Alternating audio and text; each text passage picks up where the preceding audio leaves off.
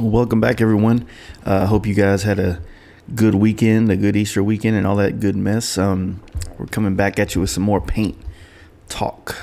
So, hope you enjoy this. I want to thank our sponsors, man. I want to thank Mark over there at Texas Performance for doing everything he does for this Texas motorcycle community. I do know he's really backed up and working his ass off to get bikes done for the camp out coming up this weekend. So, hit him up, see what he can do for you.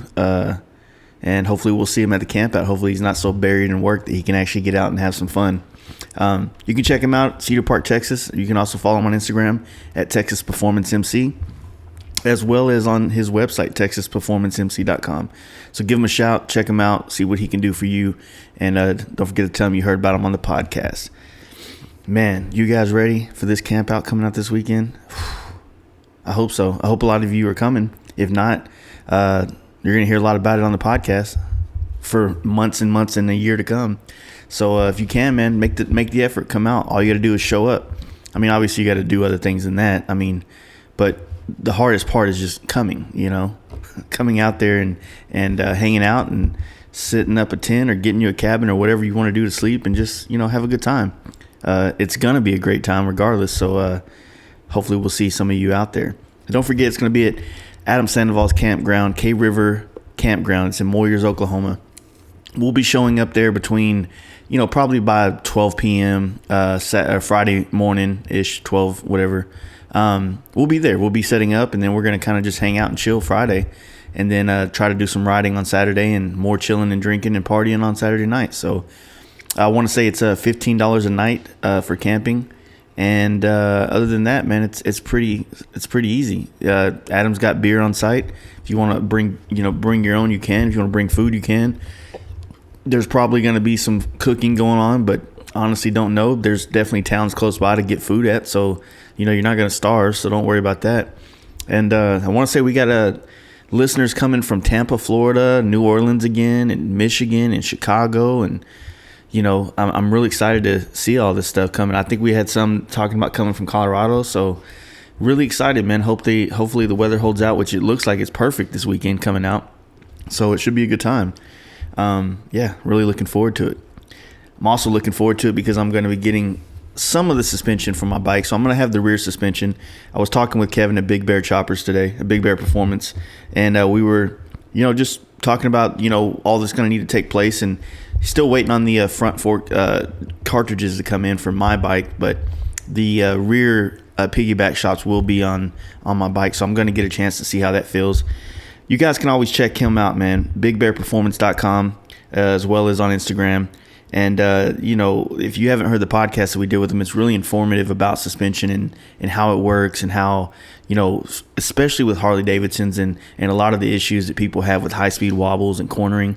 He really kind of dives in and gives a good assessment of what causes those things and how to fix it with suspension and stuff like that. So if you want to give Kevin a call at 909-478-7788, he can help you out with any of your questions or to help you dial in what you want, what you need to do to your bike to get it to handle the way you expect it to. So give him a holler. Let him know you heard about him on the podcast and, rock on. I also want to thank my buddy John Jessup, Dream Rides. I know you guys heard the podcast we did with him last year. We're going to be doing more with him this year. He is your go-to guy in NorCal. Hell, in California, man. Fuck it. Just take your bike to him. Let him work on it. He's a solid dude. He builds solid bikes. He's a rider. More importantly, he's not some dude just taking your money and spinning on speedboats. He's into bikes. He's doing bike stuff with you. He put on a camp out last year. He does a lot of cool stuff, man. He's also built some of the sickest FXRs that's ever hit the streets. So, Scott from Chemical Candy's calling me. Check him out, teamdreamrides.com. Don't forget, use the code FASTLIFE at the checkout. He has a lot of cool stuff on his website that you can, make purchases on and get set up, and you're going to save 10% off whatever you buy from him. So hit him up. Don't forget to check him out. They do full service builds. They have bike sales, in-house dyno tuning. They have everything you need for your motorcycle queries and things you want to get involved in. So check him out, Dream Rides, Stockton, California. I also want to thank my dude, Paint Huffer Metal Flake. The guest we have on is another Paint Huffer, team member. Matt Andrews. He has a shop called Hypnotic Air, and they do a lot of really badass custom paint work out in Phoenix. He's been around for a long time, and I'm saying this intro before I'm talking to him, so I don't really want to say too much because I don't really, other than like social media, following him for years, I don't know much about him. But I do know he's a member of Paint Huffer, which is a great company that supports a lot of us custom painters in this industry. So you should check out Brian over there at Paint Huffer Metal Flake on Instagram and painthuffer.com if you want to order any of those kind of things. Also, they just released some of the new flakes that he's been working on with new artists. I guess it's Travis Hess. He goes by Tukey. They have a vintage style flake, and if you ever look at Metal Flake, it's more of I want to say a hexagon or an octagon. I could be wrong on this, but this is an old school square flake. It's like they did it back in the 70s, and I think it's pretty rad that he's doing all these really specific styles with different artists, and we're supposed to be getting our stuff coming soon, so you'll be able to see some of our shit. But at any rate, go check him out, man. He's got a lot of good stuff and a lot of stuff coming out, so check him out. Follow him on Instagram and hit his website up. I also want to thank you guys for all the Patreon support that we've been getting over the last couple of months. It's really helped us continue to, push this podcast and get more episodes out per month. And it's now starting to get to a point where it's going to allow us to do more traveling so that we can get more in-person podcasts and all that. So anything you can do, man, I appreciate it.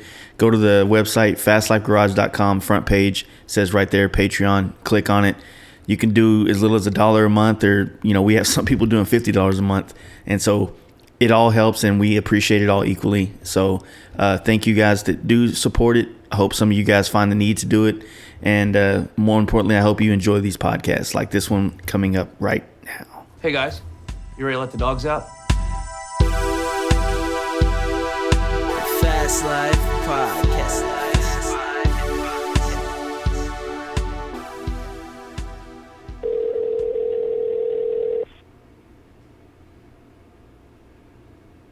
Hello? What's up, man? Hey, how's it going? I'm good. How you doing? Good. Just, another day. Yeah, it's another day for sure. It's a Monday at that. So you get any work done today, or how's that been? No, today I've been struggling to get work done. Just been doing a lot of house stuff, just all the Easter stuff, Yeah. So it's basically like cleaning up and getting the house back in order. But I have 3 kids, and so it's like fun. its own part-time job, full-time job. Yeah, now that Arizona Bike Week's over, is that kind of like your main push every year? Is just like everybody trying to get their shit together for that, or what? Yeah, there's a push, but it's usually like a month ago, or it's about like 2 or 3 weeks before Bike Week. Yeah. Mainly because everybody has to get over to the seat guy, and the seat guy's backed up. And then they got to get it all wired up and everything. Yeah, so, yeah. But yeah, it's you've been doing the custom paint. Like, I've known of you for quite a while, but like when did you kind of get started, and what did you start in? Was it like more the airbrush thing, and then you learned how to do the custom paint, or was it more like you were in a body shop? You know what I mean? Like, how was your kind of start? Yeah, I really just started right off the bat airbrushing, which is kind of rare from what I've learned. Mm-hmm. I didn't think anything of it, but I basically just started airbrushing, and then I just ended up working for a shop just airbrushing. I mean, it was kind of like grunt work airbrushing, but it was like, like shadowing and fixing burn through and whatnot. Touch-ups and stuff, yeah. Yeah. But what shop was that? Then I initially started work at Swift Motorcycles. Mm-hmm. So they're owned by the Swift Trucking Company. They were back in the chopper heyday. Yeah. Like, I was there from 2004 to 2010 when they shut down. Mm-hmm. But I learned a lot when I was there. Learned a lot about prep and body work and painting, clearing, and buffing and all that stuff. So when you took that job, were you already kind of dabbling in this, or was that your like, just screw it, I'll take this job, or like what was that? Yeah, I had done like some jobs where I was airbrushing, and it kind of like I got paid for it, and I was like, the bug like bit me, Like I was like, I can't go back to a normal job now. Like that's just what I'm gonna do. Like wait tables at Chili's now. Like it doesn't. It didn't like. Yeah, it didn't like anything. Didn't appeal to me. So I was like, I need to find another airbrushing job. So I ended up. You've always been in Phoenix though. Yeah. Wait, shit, y'all Yeah, had, born and raised. Y'all had Dino's Custom Paint was a huge business back in the day. And then Area 5150, I think, was pretty big at some point. And then wasn't Cynthium like a huge thing at some point too? And then it seems like all the big custom paint shops in America always kind of originate from there. Like I'm real good friends with Mike Learn, and he used to work at Dino's, and then he had his own spot out there, and then now he's in Boulder, Colorado, and we talk every once in a while. But it's crazy how that's always been the mecca for the custom paint motorcycle division of in the country. For the most part. Yeah, competition's pretty rough out here. I mean, like it was a little bit more, like I would say, like mid 2000s, like 2005, 2006, in that area. But some of them kind of gone away. Some of them kind of started. A couple of them kind of popped up. But it's mainly just because of the motorcycle industry, as well as the like the sand car industry. Yeah, it seems pretty big out there as well. Yeah, and then we got like Bear Jackson and all the hot rod shops and stuff like that. So yeah, it's like, I mean, pick your poison. There's different things you can paint. So I guess it would be a lot easier to kind of be more like dabble in different things. Like you said, you got all those sand rails and sand cars, whatever they're called. And then you do have the hot rod scene as well. So it's like you can kind of dabble. And the lowrider scene's pretty big there too, right? Yeah, lowrider scene's pretty big. It seems like that's what a lot of Tim Lowry went and started focusing more on. Yeah, Tim's a really good friend of mine. And he definitely targets that group, the demographic, or they target him, I should say. But yeah, he has that style. I think he has that real clean style that, he does do color work, but his monochromatic stuff is just off the hook. Like it's just so clean and so crisp, and that's kind of what they're looking for, is like just beautiful, well painted, crisp artwork, kind of like the OG Abel style. Yeah. So how was like you when you were working at that place, just kind of doing all these like touch ups and drop shadows and is that where you really like, did you start developing things you wanted to try to learn or be good at? I mean, how did because you do graphics as well too. Like that's like, you're kind of like a little bit of everything when it comes to the custom paint, right? Yeah. I was basically hired like a shop, like bitch, more or less. They had a full-time airbrush guy, and then they would send out stuff to like Lee Diaz or Jerry Parkhurst, for two like pretty well-known local guys here. They would come back to the shop and they'd just be completely covered in artwork, and I'm like, holy shit, dude! Like, this is amazing. Like, I can't believe that people can do this, But like, yeah. So when I started off, it was basically just like shadows and the light stuff, but it was trigger time. Like I just spent all day just pulling the trigger every day, for years and years and years. And then I started like branching out and doing other stuff, trying new things, trying to copy people just to kind of figure out how they did it. Yeah. And, then try to mold it into something that, I wanted to do, or my style of doing things. So, and that's one thing I did as well. And I think a lot of people, even some of the people that we both look up to, did it as well. But I don't know why sometimes it feels like a lot of artists are afraid to say that or admit to it. You know what I mean? Oh, like copying? Yeah. Well, yeah. It's like, cause I mean, like I suck at his last name, but Rod Fuchs or something like that. Yep. Does some of the sickest skulls and dragons and shit. Not that that's really popular right now, but when it was, dude, like all I wanted to do is be able to just mimic that. You know what I mean? And then those challenges, like you were just saying, of trying to get that look down helps you develop your style, because you're going to be attracted to what you like. And if you can figure out how to do that, then you can kind of develop your own thing, like you were saying. So I agree 100%. Yeah. I honestly think that nothing is original anymore, especially with like Instagram and the internet. Yeah. You get bombarded by so many different visual references that they have an influence on you no matter what. Yeah. You know, and you start developing your taste a certain way, or your style or your artwork a certain way. And sometimes it's subconscious, and sometimes it's on purpose. But I don't think there's anything wrong with copying something to learn.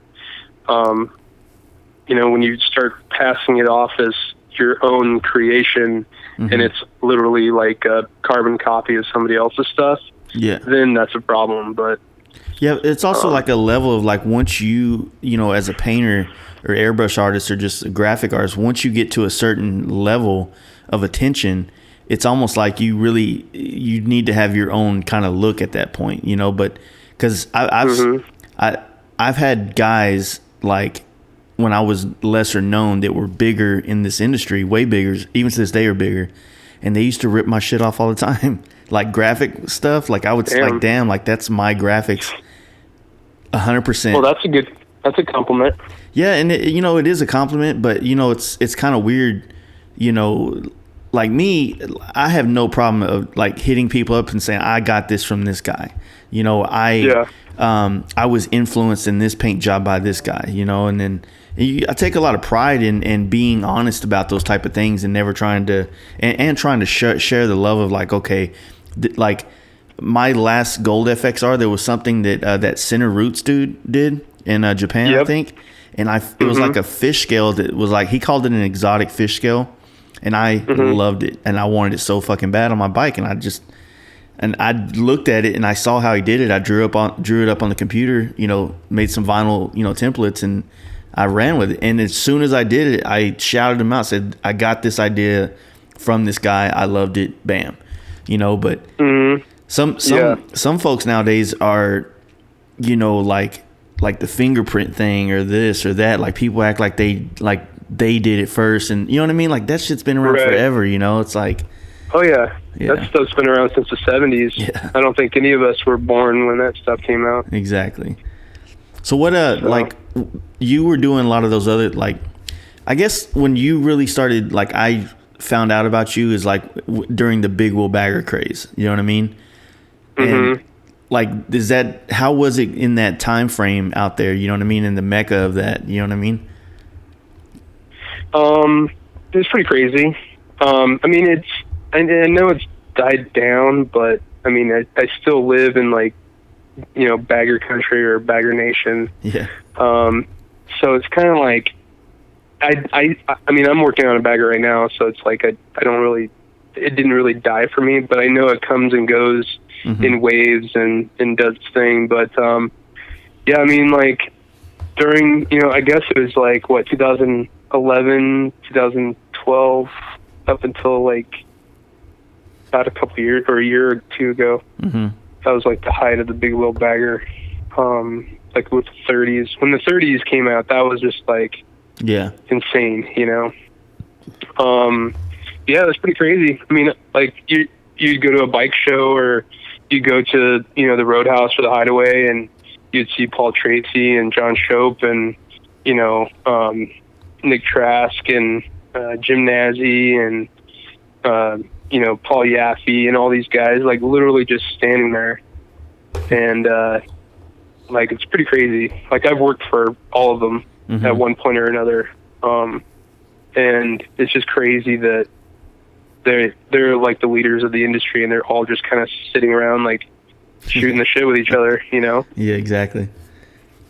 Yeah, they all have distinct styles too that are, you know, really separate them to where you don't feel like, even though they all bitch at each other and say each one of them copy each other, but at the same time, it's like all their styles of building bikes are so different that, you know, I think they can sit down there. I mean, I think anybody can, but Do you ever feel like, because you were doing a lot of this custom paint back in the day as well, have you noticed a difference in like, are people more chill and cool, like as far as other artists around you, or is there still this real hardcore competitive, that guy sucks kind of nature? You know what I mean? Yeah, I mean, I think it can be kind of like a rumor mill, Yeah. But I have met a lot of cool artists, really chill, and I try to be as cool as I can be to anybody or any artist. And it rubs off, I think. But there are a couple people but that's just, that's going to be with anything. I'm sure there's baseball players and accountants and, anybody's going to have a couple of bad apples in their group. So yeah, I just wonder, because it seems like a lot of like, I would say me and you are part of kind of like the same generation pool that's kind of in the custom paint industry now. Like guys like you, me, Poland, Schultz, and countless other people. But go ahead. Yeah, Poland's like a baby compared to me. For real. That dude's young. I'm almost 40, so yeah, I'm right there behind you. So yeah, I guess I'm kind of like in the middle then, because there's like a lot of new guys coming up and a lot of the older guys, like what we were talking about before. But yeah, I mean, I get what you're saying. I think I got a little off topic there, but no, it's all good. I kind of look at, and of course this could be just from my small field of view of like painters and stuff like that. Like I don't see them all. I usually only see the ones that are more into the motorcycle side of things. And so I just feel like there's a group of us that are kind of in this. I really don't have a way to describe it. It's just like a feeling, I guess. I don't know. Maybe it's just a group that I made up in my head that is like that I see on Instagram. I guess the guys I follow or whatever the fuck. I don't know. I'm lost. No, I think there is like a group that's like embracing the now. Especially with like Instagram, because I'm like surprised at who's not on Instagram. When someone tells me like, "Oh, I'm not on Instagram," I'm like, "What? Like, what rock have you been living under?" Like, come on, dude, you got to get on Instagram. But with like guys like you and Poland and Execution Style and just all these other artists are freaking awesome, right? They're like in the middle of it right now, and I think they've just kind of embraced this time period, and I don't know. Yeah, I think that's yeah, that is right. Like Execution, like there's so many of them, and it's just it's kind of weird when like you can kind of say like, well, certain people are leaders in the custom paint industry in this genre of paint, like, or in this type of thing. You know what I mean? Like I look at guys like Chris Woods from Air Tricks, and like this dude's amazing, talented custom painter, but he's not one you see much motorcycle work. He's more helmets and things like that, And so it's almost like in my head, I kind of like I'm not competing, or I wouldn't even say competing, but I don't look at him as like he's a part of my motorcycle industry people or whatever you want to call it. I classify things strangely in my head sometimes. So yeah, no, I mean, I totally understand. Yeah, like I said, with all the different custom painting industries that are here, with we got aircraft guys, we have sand guys, we got the car guys, the motorcycle guys.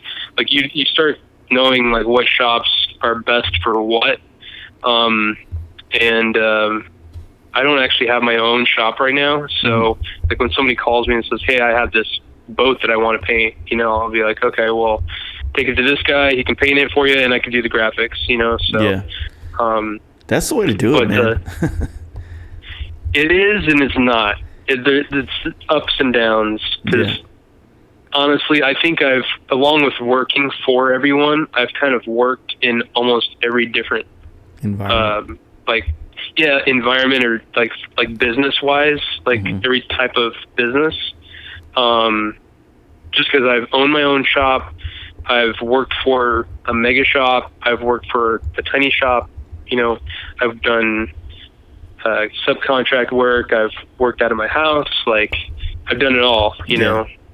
What do you think what would you say some of the pros and cons are? I have a set of in mind as well, but I'd love to hear your thoughts on it as far as just being a hired artist. Yeah, like, it's great for overhead. I mean, you have almost nothing. You know, when say if I do a black and white or a monochromatic paint job, I'm usually spending like $20 in paint, and that's it, you know. But then you don't get to control everything, you know. So maybe they drop off something that's not prepped right, and you have to spend half the day sanding it and scuffing it and rinsing it and remasking things, and so that's a pain. Plus, I think the notoriety is a little bit different. That's a really good one. I didn't think about that. Yeah, because when you have your own shop, when I had my own shop, I could stamp my name on it, say Hypnotic. This is a Hypnotic paint job. But now it's like, oh yeah, it's this guy. This guy did the body work. This guy did the metal fab. This guy did the painting. I did the airbrushing, and this guy did the rendering, which is cool. It's fine. Like, I don't mind giving people credit, but it kind of gets drowned out in a sea of, you know, whose paint job it is. Yeah, yeah. So. Yeah, that's a good one, man. Not like I've honestly been dabbling. Not that I'm not going to shut my shop down or anything, but the freedom of having that ability to kind of travel and paint like I used to, and you know, pick up little oddball jobs around town just to kind of like, you know, like I just did a tank with chemical candy. He had dropped it off. I just airbrushed something, you know, it took me a couple hours, and bam, we picked it up.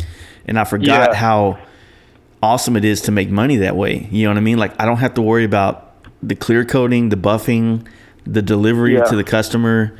Like, I'm paid. That was like gold tank, right? Yeah, yeah. I'm paid and I'm gone. Awesome. You know what I mean? And so so there's that aspect.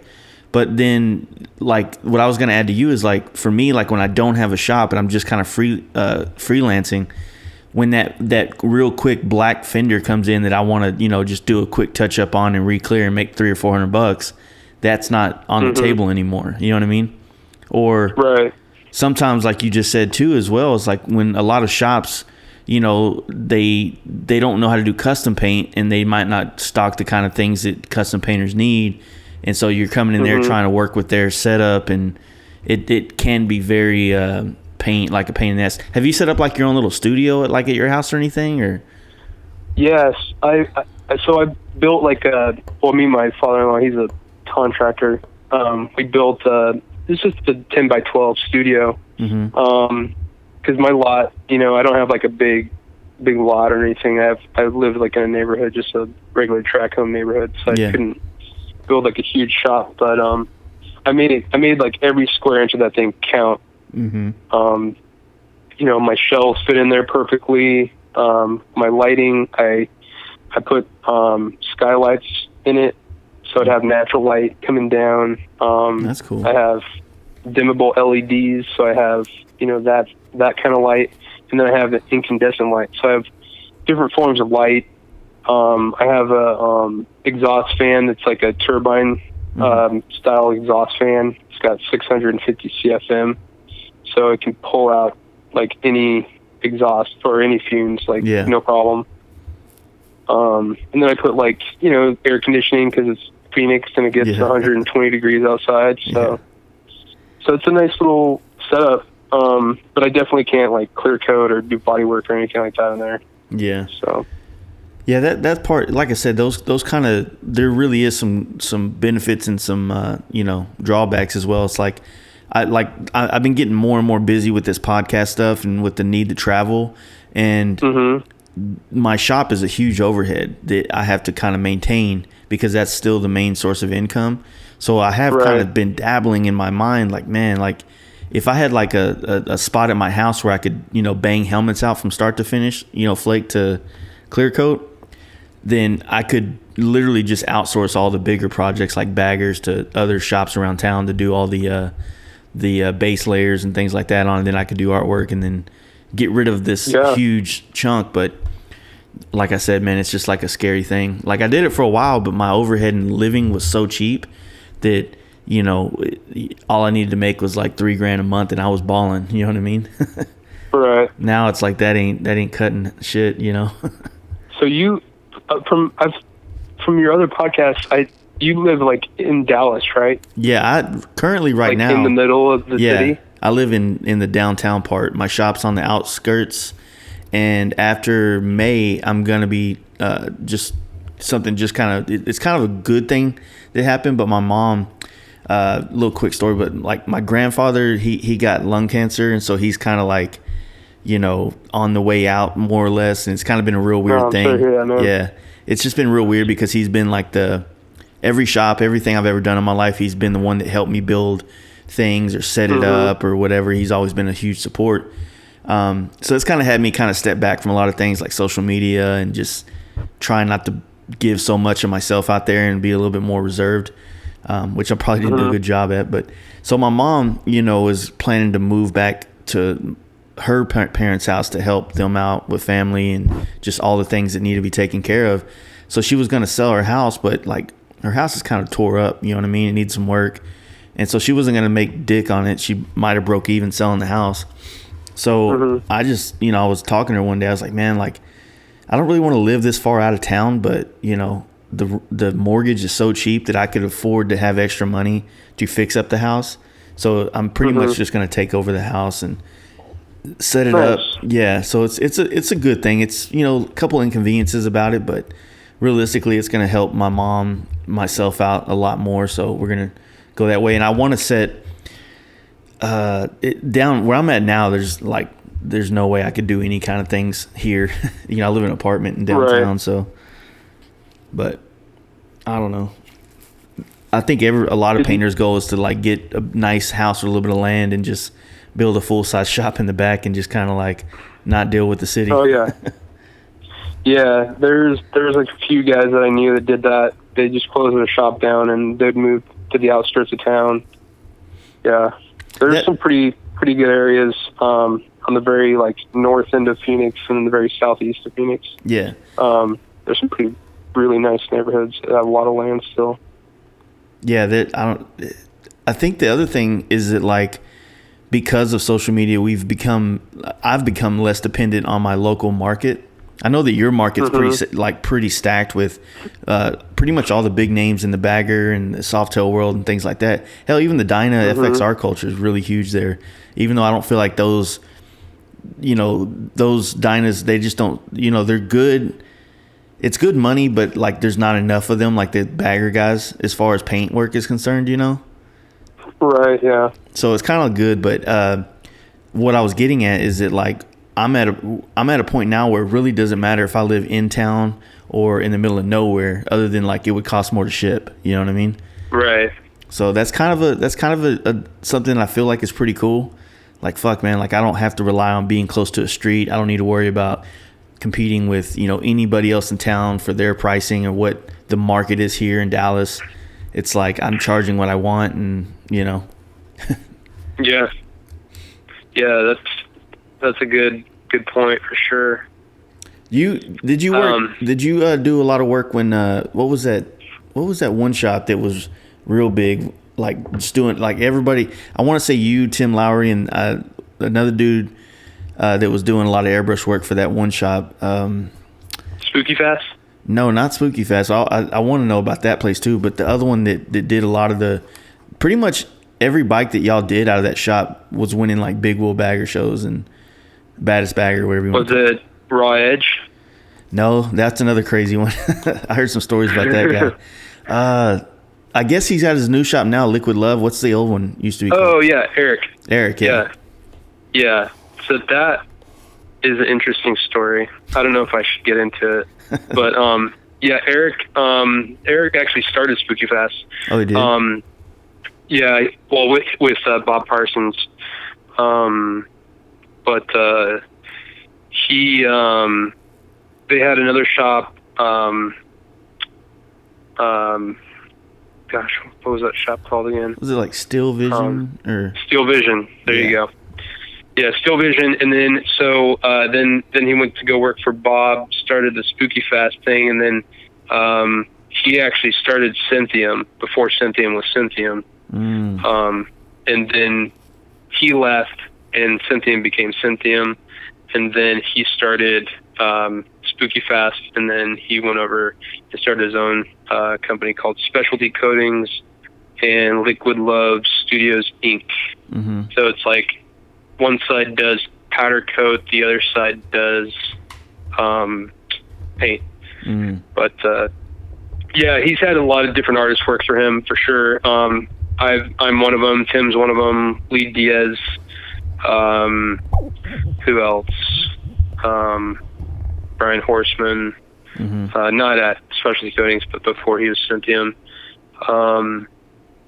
Yeah, I can't recall all the different artists he's used, but yeah, he's definitely put out a lot of great paint jobs. Yeah, they like I said, they used to be known for like just putting some of the best work out there, and like really. And I guess this also brings me to another point. Like you guys have like Von Butch who does all those renderings and things, and Yep. I don't like doing paint jobs that other people drew. How does that work with you guys? Like, how do you feel about that? Well, I've done quite a few jobs with Butch. We're pretty good pals and whatnot. But I kind of to this point now I take it at about like 80%. And then try to kind of mold it into my own, only because when he does it, it's on a 2-dimensional screen. And then when I do my work, it's 3-dimensional. So not every line that he makes is going to fit exactly on a bike. Technically, it's not going to fit. But I've done a couple of jobs where it's been like really, really hard, not working with Butch, but working with the 3-dimensional object, and making that design come true. The last one I did was for a guy named Logan, who now works for Paul Yaffe. But he built this green bike that Butch did the rendering. And it was so complicated that there was no way that I could make his rendering a reality. I was like, dude, this is so impossible. I don't know a single painter that can pull this off. Yeah. Like, it's literally just impossible. And so I changed it just a little. I kind of kept the same theme, kept the same kind of colors and the motion and that, but I changed like the direction of some of the lines, and I changed some of the angles and whatnot. So was the customer chill or? Oh yeah. He was totally blown away. He loved it. That's good. Yeah, he got Paul Yaffe's pick for best bike at the AZ Bike Week, this last AZ Bike Week. But it was kind of funny because he didn't know that it belonged to the guy that he just hired. Oh, that's weird. Yeah, he's like, this is the best bike. That's Paul's pick or whatever. And it was anonymous because he wasn't standing by his bike. But he's like, yeah, that's Logan's bike. After the fact, after the show and whatnot. So it's pretty funny. So do you get like ride much, or do you ever get into that, or you kind of stick to the paint? I'm like kind of the weird one of the group. I don't have any tattoos and I don't ride. That's cool. So like I tell people I don't ride, and they're like, what? You don't ride? Like, what the hell? Like, yeah, I painted like almost 4,000 motorcycles and I don't ride. Well, it's probably good because if I would have never got into riding motorcycles, I think I'd be a way better artist, to be honest with you. So really, because before when motorcycling for me wasn't as dominant in my life, like like all I wanted to do was art. Like all I wanted to do was paint. Gotcha. Or like I was constantly trying to push different things that are so far out of the custom paint world. They're more in the art world. That I think I would have, if I would have spent another 4 or 5 years doing that, I mean, I think that I would be I don't know. I feel like I'd be a lot better at certain things. I feel like I'd be a lot more innovative as well, and like I said, it got to a point where, the motors, like going and riding bikes and doing things on motorcycles became such a fun thing to do instead of sitting in my garage and do exactly what I did all week for work. You know what I mean? Yeah. So that's the only thing that sucks, but because I was able to, one passion like took over another, so to speak. Pretty much, yes. Gotcha. So it's so I don't know, like as of recently though, like I said, doing that last tank and then this, even though it was this little Trump helmet I just did, like. Oh yeah, dude, that's awesome. I saw that. That's so freaking cool. Thank you. Like airbrushing has been so, like, I put it on the back burner so much the last like couple of years, and trying to do different things, and like, dude, I wanted to do that Trump helmet in full color, like, full flesh tones, but dude, I got scared. Like, I haven't done it in so long, like, just kind of, and everything I do is under such a time crunch that I can't really afford to spend a whole day airbrushing something that I have to wipe off and do again tomorrow. You know what I mean? Yeah. So I kind of been sticking to what I know I can do and knock out of the park, and I'm getting to a point where I really want to start trying to elaborate more on my what I can offer. You know what I mean? Do you do a lot of like color stuff, or you keep things in monochromatic a lot? It's kind of the same for me, what you just described. Like, I do color. I've done a lot of color, but like, I don't know if you saw that Freddy Krueger bike. Yeah, I was gonna say that one. Better. But there, it's just the same. Like, I do monochromatic for so long, and then I'm like kind of scared. I'm like, oh man, because I've done that exactly what you're describing. Like, I've had to wipe off things, spend a day or 2 or 3 on something, and then, you mess up a tone, or it just doesn't look right, and you're like, Jesus, man, I gotta scrub this thing. Yeah. And that's scary, man. Yeah, especially when you don't have that much time. That is scary. And like we were talking about Tim earlier and how he does a lot of that lowrider stuff.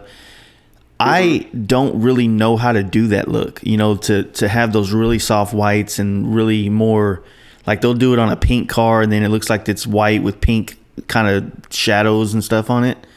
And I was kind of wanting to try that on that Trump helmet, but I ended up just doing everything in white, like that. I didn't use any other color than white. So the shadows were still white, and it for, I don't know, for an artist, like say maybe you or Corey St. Clair, somebody that's way more, just in depth with looking at art, they'll look at it and go, okay, he just did the first step of the whole process. It looks cool, but you should have kind of did this too, or took it another further step. But, there's also those things too that's like, man, if it looks cool at the end of the day, fuck it, right? Yeah, I'm just kind of put back by you comparing me or putting me in the same sentence as Corey St. Clair. Well, there's a lot of talent, man. Like, I really like, I guess the other reason why I was also really wanting to talk to you is that we both, like, I see in your graphics that you are kind of, me and you are kind of doing the same thing, where we've kind of been adopting this more race helmet kind of look into our style. Yeah. And obviously it's also, I know guys like Shope and stuff have been wanting different things like that as well, but like, I wanted to pick your brain about that. Like, what are your thoughts on like that trend, kind of, not trend, but that style of custom paint finding a way in these other worlds, if you will? Yeah, I really like it. I like, from an art aspect, I think the movement, the colors, the line, everything is appealing aesthetically to me. Like what Austin Poland's done with his helmets is amazing. Like, I think he's just phenomenal. Like, he's one of my favorite artists for sure. Yeah. And I try not to like copy him too much because I have so much respect for him, but it's just so hard not to, when you're just like, damn, that looks so cool. But, I want to try something like that, or I want to get, something like that. That look, yeah. The look. Have you found it? Yeah, I mean, have you found it hard to transition from being inspired by a helmet and finding a way to transition that to a larger scale service like a bike? That's kind of where I've been at lately, is having a hard time like bringing so much detail and depth that I love about the helmet look into a motorcycle. Mm-hmm. You know what I mean? Yeah, I think with the helmets, there's so little area that, you can cram a lot into, or you can make a lot look like a lot in a small amount of area. With the bike, it spreads out. So the way that I usually go about any project is I first look at it in a composition, like the most basic composition. So based off of that composition, then I start elaborating off of that and start developing it more and putting different graphics for elements. But it'll still always be that the backbone of the design will still be that composition.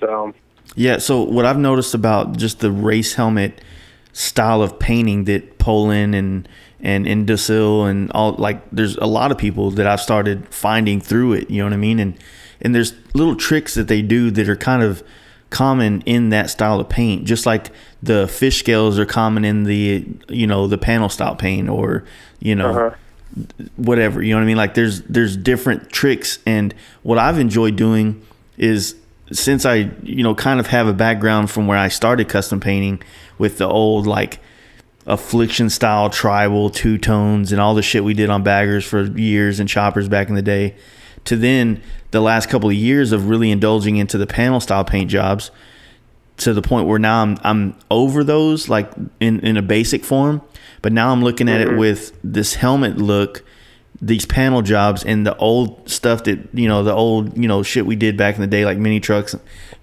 finding a way to bring all this shit together and kind of create a new style, if you will, on motorcycles, you know what I mean, that kind of is borrowing from all these different genres of custom paint and kind of developing something new and different looking. I want to say Loker's done a really good job at doing that. Like Brian Loker, he's one that paints for Covington Customs and stuff like that. I've always been a huge fan of his, and he has the ability to do really, really clean paint jobs that sometimes, in my opinion, just like, I don't know how the hell he can do so little on a paint job and it looks so badass. When when I don't do enough, when I try to do something that's basic, it just, I don't know if it's me and looking at the paint job, and I'm like, there's no way I can get away with doing this little on a paint job, but he pulls it off, man. It's so sick. Yeah, the minimalist, like, it's such a it's complicated, such a hard thing to pull off. Yeah, dude. And it's weird because everyone's like, oh, this isn't going to be too hard. And it's like, usually when someone says that, it's like, okay, it's going to be the hardest paint job I've ever done. It's like either a bunch of logos all over the bike or it's some really complicated like paint to work with and blend, you know what I mean, into each other. And I don't know. Yeah, the hard ones are the ones that have to be super clean, like I've had some pretty difficult times with just really simple graphics, just because if you, especially like with a lighter color like a white or like I don't know, like a lighter blue or something like that, like you have to pull it off perfectly, because if you don't, everybody's going to see the flaws. Some of the airbrushing stuff you can get away with a lot with just concealing it with other airbrushing, but yeah, sometimes doing just like really crisp lines, even just tape work, like, because someone, like, I pinstripe a lot of my graphics, and that saves my ass, you know what I mean? Like, you get little bitty edges that are kind of shitty, or little blow-bys under like curves, and you can just come back with a nice pinstripe and done deal. But if you're leaving a tape edge, that gets complicated to kind of keep cleaning. I think guys like Execution does real good, Kyle, and obviously the helmet guys, the helmet painter guys, do a lot of retaping points and lines to make them crisp and clean. And that's something I've been doing as of now in some of my jobs, and it's something Austin told me. He goes like, what is tape to go back and clean up all this stuff? It's just tape. Yeah. So I wonder how much tape he goes through. Got to be a lot. What I envy about a lot of the helmet painters that are out there is that they get to do these helmets that are car helmets, and car helmets are usually, a lot of them are made here in America, so they have the ability to have complete bare shells to start with, you know? Yeah. So they can do 6 clear sessions on a helmet, and you know, every clear session you're allowed to do is just more cleanup and touch up and design work they can go into it. But for motorcycle helmets, none of them are made in America, so and it's really hard to get rubbers for the trim and things like that on certain helmets, or get them to where you can take all the shit apart, all the vents and all the. Oh yeah. And so because those things are like glued in there, and they're like ADOT approved, so that they you know, you can't, otherwise you void the helmet. Exactly. You know? So it's a really complicated.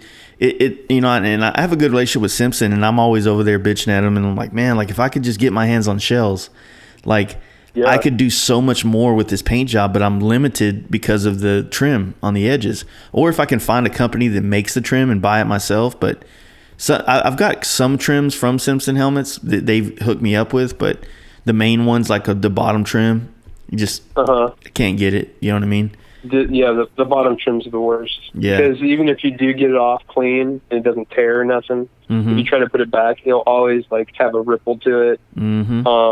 You know, it'll have like a little bit of glue that's kind of bubbled up on some areas, and that's a pain. And also, like, you know, we get a pretty decent penny for helmet paint jobs. So when we put them back together and we give them this brand new helmet they bought from us, like, we want it to feel like you just bought a brand new custom painted helmet that's done. And not to mention, like, now I've been going back trying to clean up the edges, you know, that I've had a flake layer, a graphic layer of clear, a silver leaf layer, and pinstriping, and then a flow coat. I mean, like, trying to shove all those on a helmet and keep the edge down is just such a nightmare, man. Yeah, total nightmare. But yeah, it's like, you know, and I think that, you know, for, you know, the car thing, I don't know, man. Like, I don't know if I could do cars with the same kind of passion as I do for motorcycle stuff. You know what I mean? Like, if I had a car helmet that came in and they were like, man, I want to do this, I just don't know if I have the same. And it goes back to like what I was saying about the passion for art versus motorcycling. Is like, I used to do a lot of lowrider stuff too, man. And sometimes I get hit up to do them, and the desire's not there. Even if the money's good and the opportunity's good, I'm just not interested. You know, it's weird. Right. Yeah, I mean, I guess I don't really have a preference of like what style of car it is or what vehicle it is, but more or less like what the customer expects it to be, you know, or what the artwork is going to end up being. Because sometimes you get a car that has no business having whatever artwork they want. You know, it's completely opposite of the personality of the car, and you're like, dude, this doesn't match. Like, I mean, you just don't do this, you know, like. Putting a realistic fire job on like an Eleanor, like it just doesn't match. Like you got to put the double stripes on an Eleanor. Everybody knows that, you know. Like, so I don't know. It's just one of those things where the artwork, if the artwork is good for whatever I'm working on, then I don't really care what vehicle it is.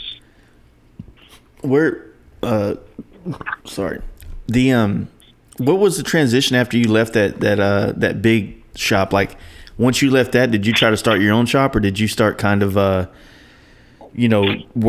freelancing from there? Like, what was the transition after that? So 2010, I think, right? Are you talking about Swift, when I left Swift? Yeah.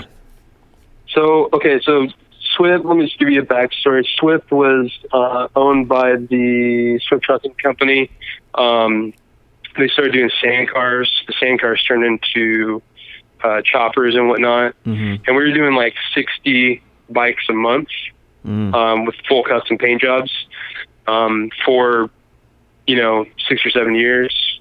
And I mean, it kind of went up and then went down. So at the end, we weren't really doing that much. But so I was cranking.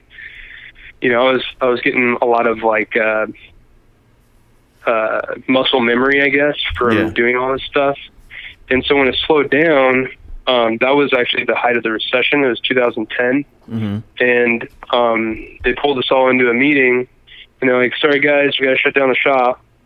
I'm like, damn it, we kind of all saw this coming, but I was like, man, that sucks.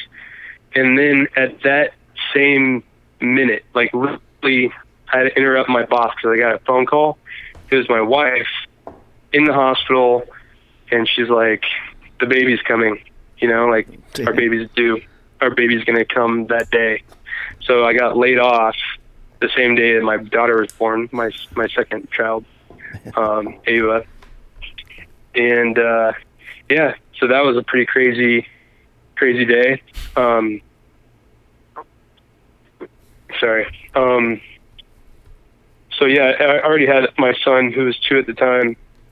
So I was like, that lit a fire under my ass. So I was like, man, I got to get to work because no one's paying me right now. And my wife was on maternity leave, and then the company that she worked for was a home construction company. So they closed down while she was on maternity leave. So we had no job, both of us. We had a 2-year-old toddler and a newborn, and I was like freaking out. I wasn't freaking out loud or to anybody. But I was like, in my mind, I was like, dude, you need to man up and you need to go work and get as much money as humanly possible, like right now. But the shitty part is it was the recession, and there was not a lot of people doing custom airbrush paint jobs. Yeah, because a lot of those shops that we had mentioned earlier had went out around that time, like Dino's and 5150 and all that mess. You know what I mean? Yep.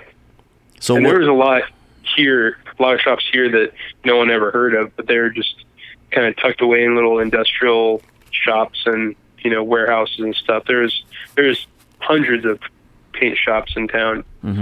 So do you feel like oh, go ahead. That's probably why a lot of those, when they dismantled you, I feel like I saw a lot of them. I guess people left Phoenix, and some of the painters, because I know a lot of them moved to Cali and some of them moved to the Midwest and things like that. But so how did you bounce back from that? Like, what kind of helped or happened? So I had established a pretty good relationship with Chandler Hartley in Chandler, Arizona, kind of right next to Paint Huffer. Yeah. And they started just giving me like insurance work, service work. The parts department started giving me work, and pretty soon I was like, my whole living room was full of parts. Like I just had like 8 or 9 bikes sitting in my house that I had to paint. So I painted out of my garage. I literally like wet the floors, took a swamp cooler fan, and that was my booth. Had like a little compressor and just trying to keep the dust down. I put out some pretty clean paint jobs considering. Yep. I did that for a while too, and I was like, man, like this is easy. Yeah, it was pretty cool working from home too, because where I lived in Maricopa. I don't know if you know where that is, but it's like 30 miles south of Phoenix. And where Swift was, it was like 30 miles in Phoenix. So I was driving like 120 miles round trip every day. Yeah, so if you're right there grabbing from Chandler Harley, you really don't even have to go into Phoenix at all. And Chandler's pretty close to the highway there. Yeah, Chandler was like the closest dealership to my house. It's basically the south central. It's right off the I-10. When you pull into Phoenix, it's like the first turnoff. They basically kept me alive for a couple of years until I was, more established enough to get my own shop. So you did that to like what, 2011, 12-ish, right around there? Yeah, right around there, like 2011 and a half or so. Then I started, trying to branch out, get employees, start producing more to make more. I actually, during the recession, I actually increased my workload. Yeah. So, and then I moved in. Go ahead. I was going to say, I moved into another shop with like a grandfathered booth. And so I was able to paint basically whenever I wanted. So that's good. And would you just do that for a couple of years until, I mean, basically it seems like maybe what happened was like the recession kind of went away and the the bagger thing started blowing up and people saw money in it again. And so you get these big conglomerate shops coming back together to produce paint work. Is that kind of what happened? Yeah. Yeah, so I had my own shop for like 3 years, and then competition started getting back up, and people were just slashing my throat, with their prices, and workers were super flaky, and I was just like, dude, screw this, man. I'm just going to go work for a shop and get paid full time, get benefits, and instead of paying somebody else's paycheck, I'll get a paycheck. Yeah. So, that's when I went to go work for Spooky Fast. And that was pretty crazy. I don't know if you've ever been there. I haven't. I've heard of them. Dude, it's... Well, what was it? Yeah, they don't do like a ton of like custom stuff like that we're used to. Yeah. But the shop itself is state of the art. I mean, especially when I worked there, because it was just... everything was pretty much new. They have 4 downdraft climate control booths. Damn. They have 2 powder coat ovens. They have like a CNC machine. They have actually 2 CNC machines. And now they have like a water jet. Yeah. But I mean, everything that you could possibly imagine it would be in a paint shop was there. And we had a hydro dip tank too. Damn. So they didn't really do collision. They didn't fuck with cars and collision. Was it more just the custom paint and that, or what would you say? Yeah, it was all custom paint because it was owned by it still is. It's owned by Bob Parsons, the guy that created GoDaddy. And so it's like 10,000 square feet shop, and it's multi-million-dollar. I don't even know how many, but probably like $4 or $5 million to build the shop.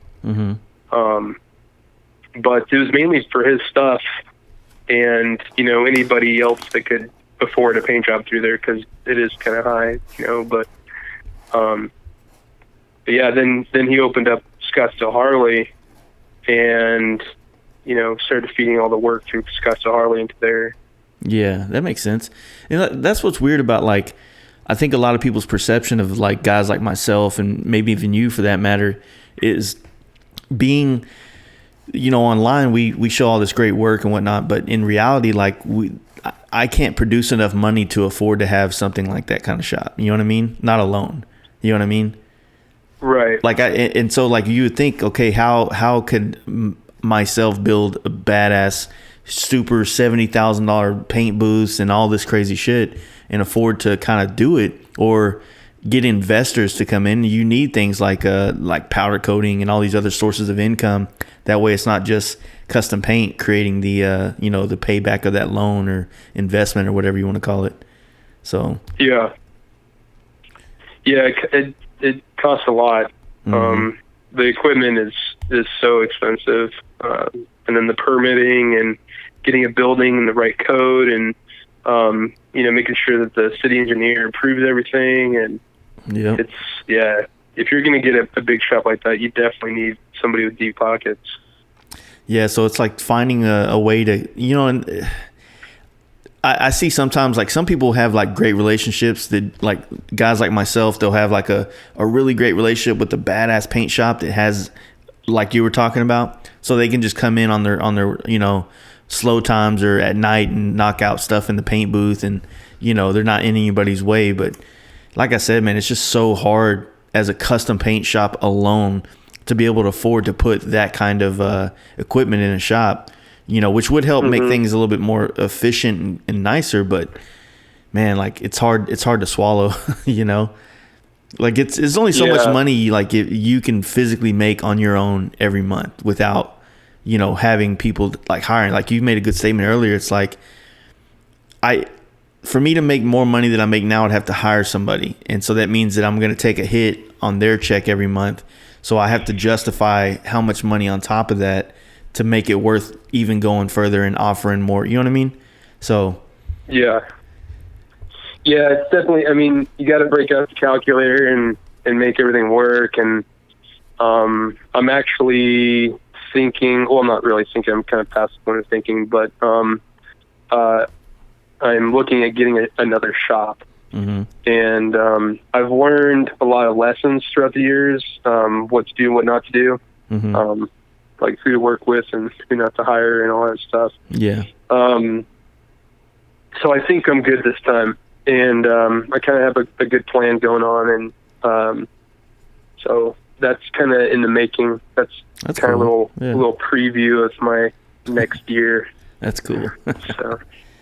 So do you ever like get into like, I mean, other than paint, like do you have any other hobbies you get into, like doing other shit or what is it? Like, what do you do? Just sit at home?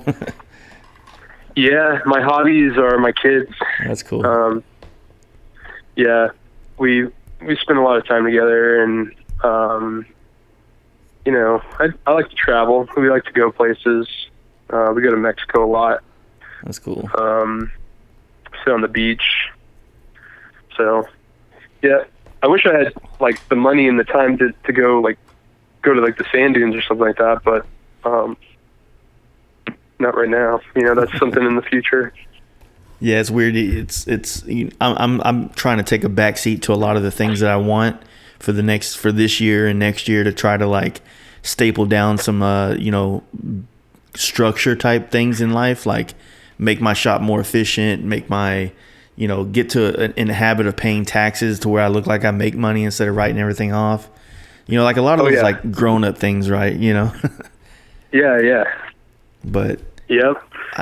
It sucks because every once in a while, man, I'll see a Craigslist deal on a bike and I'm like, fuck, I want that, And so like last year I bought like 6 bikes and I sold all of them and I made money on all of them, but it's just having all that money wrapped up in bikes that I'm not, when I could have probably bought a new paint booth or upgraded my shop to something bigger and more efficient. And that's kind of where I'm getting at now. So. Yeah. But you could probably like drive it, buy a bike, fix it up, flip it, and then make some money, but still kind of have, something to drive around, Yeah. The other thing that's kind of been bothering me, and a lot of this has to do with my grandfather right now, because he grew up painting and body work, and he did body work all the way up until about 6 or 7 years ago. But like, it really worries me about like, the lung cancer thing and working with paint. And I don't wear a mask when I airbrush. It bothers me, Mm-hmm. So yeah. it's, I don't know, man. Like part of me is like, I don't really want to do this full time forever. I want to paint forever, but like the hustle of what I have to do now to make it every month, it's like, I don't want to do that forever. You know what I mean? Like I don't see an end goal or end game for that. Right. Yeah. It's tough to be a painter and be old, Yeah. I don't know if a lot of painters don't make it to being old, or if they can't do it because it's a physical, Mm-hmm. like a, labor intense job. But yeah, I mean, I get what you're saying about the mask. Like I try to wear my mask as much as possible. I actually went like overkill on my ventilation system. Mm-hmm. So it sucks out a pretty good amount. I wouldn't say it's perfect, but it's a lot better than a box fan or, Mm-hmm. it draws pretty much like a booth. That's cool. Yeah. So, yeah, I mean, I think for me, my goal would be to have a shop or have something where I don't have to be there all the time. Mm-hmm. Being at home, having my own studio, I can't just have some guy in there working on my stuff. I have to have him at another location or, just a shop environment. Well, that's what a lot of people reach out to me and just tried to say like, well, why don't you just hire like another artist to come in and help you with the load of work? And I've never had success with hiring other artists to do things for me. I don't know if you've dealt with it much, but maybe it's from back in the day of like being really cutthroat competition type situations, or the fact that, to me, I feel like a lot of people that come to me are wanting me to do it, and Yeah. I'd feel weird if, I was trying to tell another artist he had to try to make his shit look like the way I do my shit. You know what I mean? Yeah. So. You could, yeah, I was thinking of like that scenario, and you could hire like a apprentice, but from what I've heard of, like from my pinstriping buddies, hiring an apprentice is not the easiest thing because they are usually pretty lazy, and they don't want to like put in the work, and they basically just start getting in your way. Yeah. But I wouldn't be opposed to just hiring somebody to do like the basic stuff, like kind of like the way I started by doing tape shades and touch-ups and whatnot. And that way they could start getting trigger time. But I also had this other crazy idea. You know how like tattoos are set up where it's like multiple tattoo artists and they rent a spot, or they, if they're not employed directly by the tattoo owner, they just like rent a spot and they pay, whatever amount they need to the shop. Yeah. Like kind of like an art collective. Doing something like that, maybe like having a shop and then say, okay, this room is, Tim Lowry, this room is Matt Andrews, this room is Jace. And you can kind of pick, this guy specializes in this guy specializes in this, and this guy specializes in this. And then we all share this one booth in the middle. I think that might be pretty badass, but yeah, that'd be kind of hard. Yeah, I never really thought like, what is it? There was one point where I was like, I never really thought I had an ego until I went somewhere to work, and I was like, God, I have the biggest ego in the world when it comes to certain things as far as art and paint. But it was a couple of years ago, and I just can't think of it off the top of my head. But was it ego, or was it just like your expectation? It might have just been expectations, but like I can't remember where the fuck it was, but it was somewhere I was like just being a princess basically while I was there, trying to work at the shop or whatever, or do some work for them, and nothing they did was good enough. You know what I mean? And but I can't remember where the fuck it was, man. For the life of me. But anyway, yeah, it just I'd like whenever I'm around other artists, you know what I mean? Like Valley Customs is a great friend of mine out there, Gerald. When I'm around them, and he works with a lot of artists, like his shop does, and I think it's really awesome how they do it. He kind of does graphics and striping as well, but man, like some of my most favorite pinstripers I've met at his shop, you know what I mean? And graphic artists. So he works with a lot of people, and their styles all kind of blend together and work, and it's, I think it's pretty cool, but I just don't know how to, like, obviously there's a lot more artists in LA area, in Phoenix, but in Dallas, man, there's really not, like we have a couple guys that might dabble in it, but they don't really, it's not the enthusiasm or the quality of work they put out isn't as strong as it would need to be for me to put my name on it, or out of my shop, or whatever you want to say. And you don't want to be disrespectful, or that's not the right word. You don't want to hurt their feelings, basically. Right. Because a lot of people can't take criticism at all. Hell, sometimes I can't, That's one thing that art school taught me was criticism. Learning how to give it and learning how to take it. Yeah.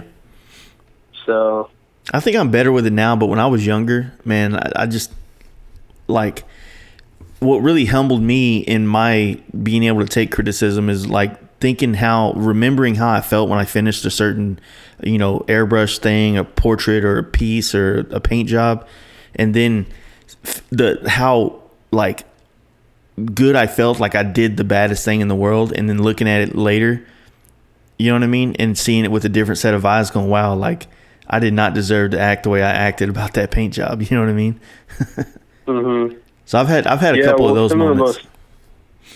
Some of the best artists I know of are like the most humblest people. Yeah. Like they're just super, like Drew Blair. Yeah. He is, in my opinion, the best airbrush artist ever. Yeah. and he's like the nicest guy. Like I took one of his classes, one of his airbrush action getaway classes, and he's just super down to earth. Like, well, you know, you don't realize that it's Drew Blair. Like you're sitting in his class, and after a couple hours, you're like, this is, you know, it's just easy to be in his class. You lose the thought process there. Holy crap, I'm sitting in front of Drew Blair and he's teaching me how to paint, you know? But he's like super humble, and all he says is like he's learning too, and he thinks that, you know, every day like he wants to get better, and I'm just like, holy shit, dude. Like if this guy wants to get better, then who am I to think that I'm complacent or the best or anything close? Like, and I think that's honestly, like, that's a good way to put it, because I think now at my age and my experience, I don't think I'm the best at anything I do. So it's like, before, like I said, we're in this like more cutthroat competition type scenario where we had to look at ourselves and present ourselves as we're the best, you know. And now it's like the work speaks for itself. It's either, you know, like I know all my flaws, but I also don't, you know, I try not to compare it to anybody else's. I'm like, look, I'm just trying to do the best I can, you know what I mean? And but I'm still nervous. I'm still very, you know, like subconscious about certain things that I do, like getting better at them or trying to work at them and stuff. And, you know, like we were talking about the using color, or, you know, pinstriping is like my worst thing, the thing that I'm least good at. And it's like one of the most dominant things that I have to have in a lot of my paint jobs. And so, and that's like, I pinstripe more than I airbrush, and I feel like I'm a better airbrush artist than a pinstriper. You know what I mean? So it kind of sucks, you know. But, you know, the other hard thing, and like I said, I think you could relate, is that like being an artist that does the graphics and the airbrush work, when there's a lot of people out there that specialize in one and they're masters at it. You know what I mean? Yeah. And sometimes for me, I'm like, man, I wish that, even though like I liked who I am. I'm not saying I don't like the fact that I airbrush paint and all that stuff, but it's you could see a guy like Corey St. Clair like start getting above and beyond like a lot of us, right? But he's also not very, I mean, he does graphics, but it's not his thing. You know what I mean? Same thing with like Ryan Townsend and stuff like that. They're very technical, badass artists when it comes to creating, you know, images. But the graphics aren't there. And I make more money doing graphics than I do airbrush work. You know what I mean? Yeah. So, I don't know. Thoughts? Yeah, I mean, I think I've kind of sold myself as, like, more well-rounded than a specific, you know, style or genre. I think that's partly due to the fact that I had to survive. Yeah. And I literally could not say no to a job. So if I didn't know how to do it, I pretty much had to learn or do the best I could to learn as fast as possible, you know? So when it comes to like nowadays, like the jobs that you take in or the opportunities you take, are you more picky about certain things, or are you still kind of the same mindset where you're just going to take it and figure it out kind of thing, you know? I'm picky, but I still say yes. Okay. Yeah. So what I'll do is I'll say, yeah, I can do it. If it's something that is very technical or something that is not really my specialty, I'll almost price myself out of it. Yeah. That way they can decide whether or not. And if they do decide that they want to do it, then I have the added incentive that I'm actually going to charge a little bit more for something that at first I really didn't want to do, but now I have this extra incentive, so then I try extra hard to get it done. That makes sense. Yeah, it's go ahead. Sorry. Oh no, I'm just elaborating, but yeah, it's pretty much what I just said. It's pretty much the same thing. Yeah, I've been trying to, you know, I get when it comes to helmets, man, I get, you know, people reach out to me and want a lot of different types of stuff, and even when it comes to bikes, like I've turned down a lot of jobs on bikes that I probably could have knocked out of the water or felt pretty confident with. And, you know, it's kind of like we've talked a lot in this podcast. It's like once you start getting in the habit of telling a customer no for certain things, like I don't want to do this or I'm not interested in that, I feel like I got a little trigger happy with that. You know what I mean? Like turning down lots and lots of shit that, you know, could have been good money or just decent opportunities, but because they're off the beaten path that I've been on lately, I've just been like quick to, you know, kick them to the curb or not even be interested in them. And partly because I'm scared that, you know, like most of my customers it kind of feels like they want me to post it on social media, right? And so if it's something that I took on as a job that I really don't want to do again, then I don't want to post it and have 100 people ask me, hey man, I want to do something like that. That was really badass. And the next thing you know, every helmet I do is like some huge mural, you know, which I'm not really proficient at doing that type of work. So, or it's all the same stuff, and then you get like pigeonholed into doing like only one thing. And that's kind of, I mean, I felt like I've been that, like, other than, you know, when I look at the helmets that I've done, like they started off very basic panel, you know what I mean? And they've kind of evolved into in my opinion, or I like to think, they've evolved into like a race style panel paint job for lack of a better term. And the only things that I've really ever done that really just, it's not innovative. I didn't create it, but I started doing it, and that's putting the airbrush on top and usually a saying on the front. And so that's kind of like been the signature helmet from me. You know what I mean? Yeah. But, you know, I definitely think paint jobs can be over airbrushed. Oh yeah. When you can combine just say even like 20% airbrushing and the rest graphics, like to me, those are the strongest paint jobs. Yeah. 100%.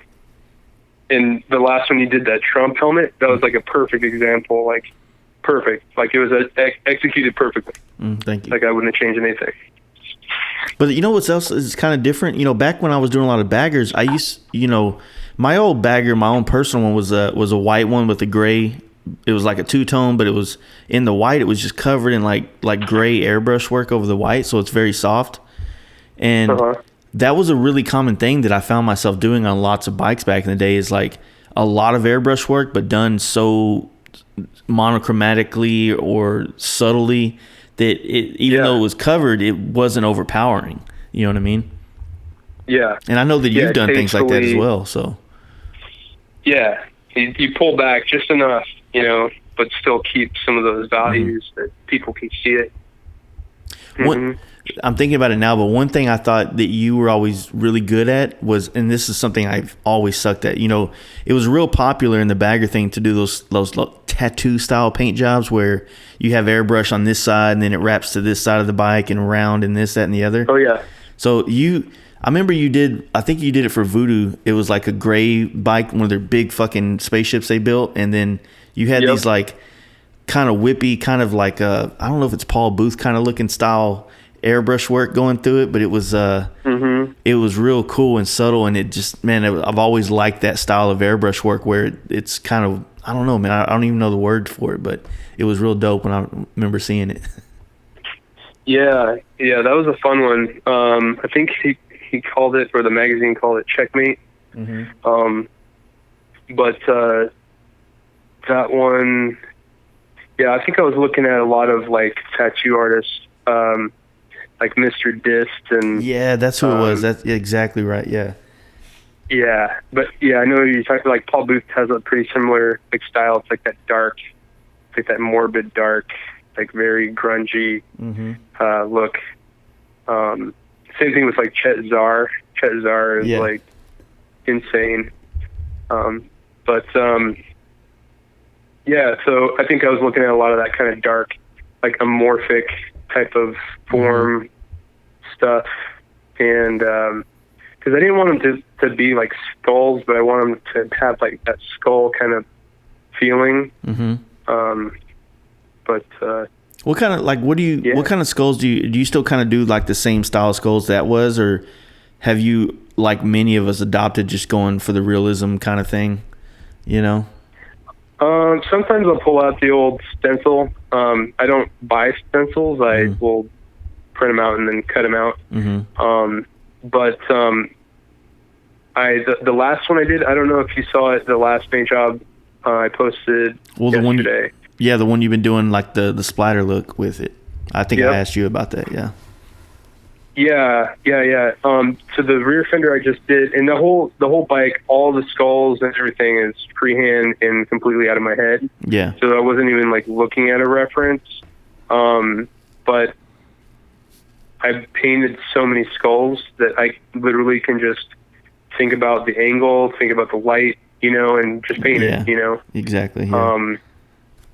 And my mom always could tell me about that kind of stuff too. She's like, all you do is paint skulls.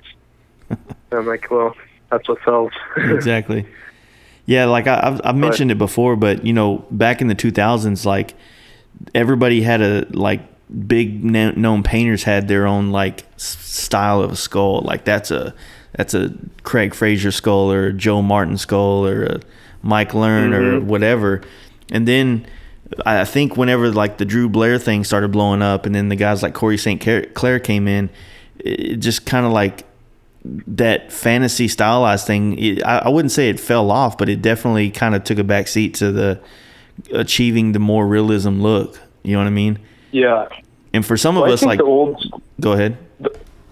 I was gonna say the old school paint jobs, like the early 2000s, like with Dino's and all those guys. I mean, they're all fantastic painters, but I think a lot of what was, groundbreaking back then, like wouldn't be so much now. But like, I think a lot of those paint jobs were kind of flat. They didn't have like that realism dimension to them. Yeah. And nowadays, that's, with Drew Blair and Corey St. Clair and Ryan Townsend, and now with like Steve Gibson, like they're full, like the volume. You could feel the volume. You could sense that it's an actual 3D element that you're looking at. It's not this flat painting that someone used a paper cutout and kind of rounded out the edges with some shadowing and put in a couple highlights and voila, it's done. I think that makes perfect sense because, and that's probably why like monochromatic's taken such a huge stronghold of the style of artwork that's out there now, because I've always felt like if you have a colorful paint job on a bike, or even if you don't, a big colorful face on it just stands out like a sore thumb. You know what I mean? Right. It's not like a lowrider where you can have like that under the hood, full color mural. Like on a motorcycle, it just doesn't work that way. Yeah. I mean, I guess it depends on the style. Like, it depends on the color, the background color. Depends on the bike. I think certain bikes kind of have their own, use of color. Like, like a sport bike, for example, that would be more in tune with like a colorful paint job. But with like the airbrushing, I think you could tastefully pull off color. It just has to be done in the right way, Yeah, like almost like if you were to do like a sepia tone, I don't know if I can say it, on like a certain like goldish, brownish, orangish, reddish kind of bike, it'll probably pull off really nicely. And then maybe, playing with your white balance, basically your color, your temperature of your color on like a blue or purple type bike, it can be in color, but it needs to be more of a cool color. You know what I mean? Right. Yeah, I think it all boils down to, or it goes back to the color wheel and just like the elementary, like art, color theory. Don't have your contrasting colors right next to each other, or don't have something of the same value going throughout. Change the values so you have more interest and different dynamics that are going through. So I mean, the other thing that was kind of popular, I don't know if it still is, but when they would have like that backlighting that would kind of creep in, it was real popular in tattoo work, where you'd have like a lime green backlight come into a picture, and so the highlights are lime green or some bright fluorescent color or something like that. You kind of know what I'm saying? Right. Yeah, like an underlit, a bright green coming from the bottom, or like a bright red. It kind of, I think basically what it all is like using lighting has created a lot more connection and emotion in pictures or airbrush work. You know what I mean? To make it more for pleasing sure. to the eye. It kind of took it from what you were saying earlier about it being real flat to having more volume to it now, I guess you'd say. Yeah. Yeah, and I think the tattoo industry and airbrushing kind of like play against each, or they don't play against each other, they play with each other, but they kind of bounce back and forth. Like, this is what you can do in tattooing, and then an airbrush artist will paint something, and it's like, oh yeah, well, this is what you can do in airbrushing, and then it kind of just ping pongs back and forth, and I think they both kind of help each other out. It's funny you say that because I've been talking with certain people and stuff, and it's hard to believe like in how many times they've redone tattoo shows, and never once has they have anybody really tried to like explore the custom paint world. You know what I mean? As far as like a TV show type aspect, and I feel like there's something there that would be interesting because there's so many varieties of doing things, and so many styles, and so many, you know what I mean? Just like tattoos, you have realism and traditional and all these different forms of art. Like you have that in custom paint too, and it would make for great TV. It definitely, it's a lot more expensive to do custom paint than it is to do fucking, do somebody's tattoo on their arm, but it's, it's just weird. I just feel like, they would have like tried that. Yeah, I've thought the same thing. Especially when they were doing the biker battleground TV show. I was actually on that show, but I got cut because I wasn't. I don't know, whatever. I was on. that was back when I used to paint for Voodoo. Yeah. And Corey St. Clair. Basically, I mean, not by any fault of his, but Voodoo. Cody, the guy at Voodoo, decided that Corey would be a better fit for the show.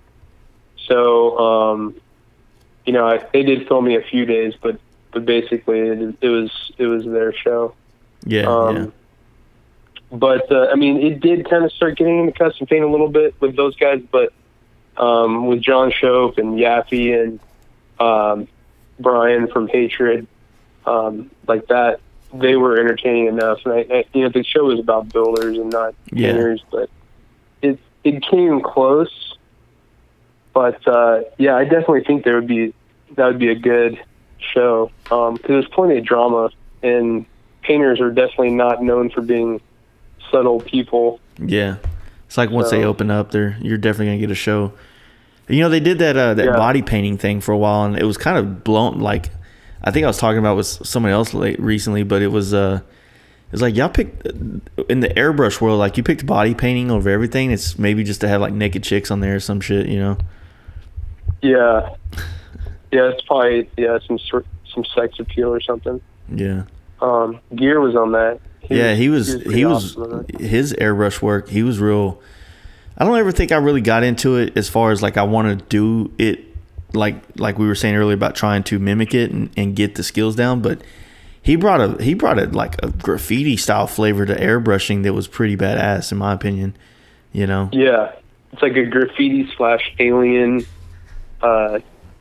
look. And he did that that ground lit backlit shit we were just talking about quite well, and used a lot of very bright colors to kind of just make a lot of really cool looking images. You know what I mean?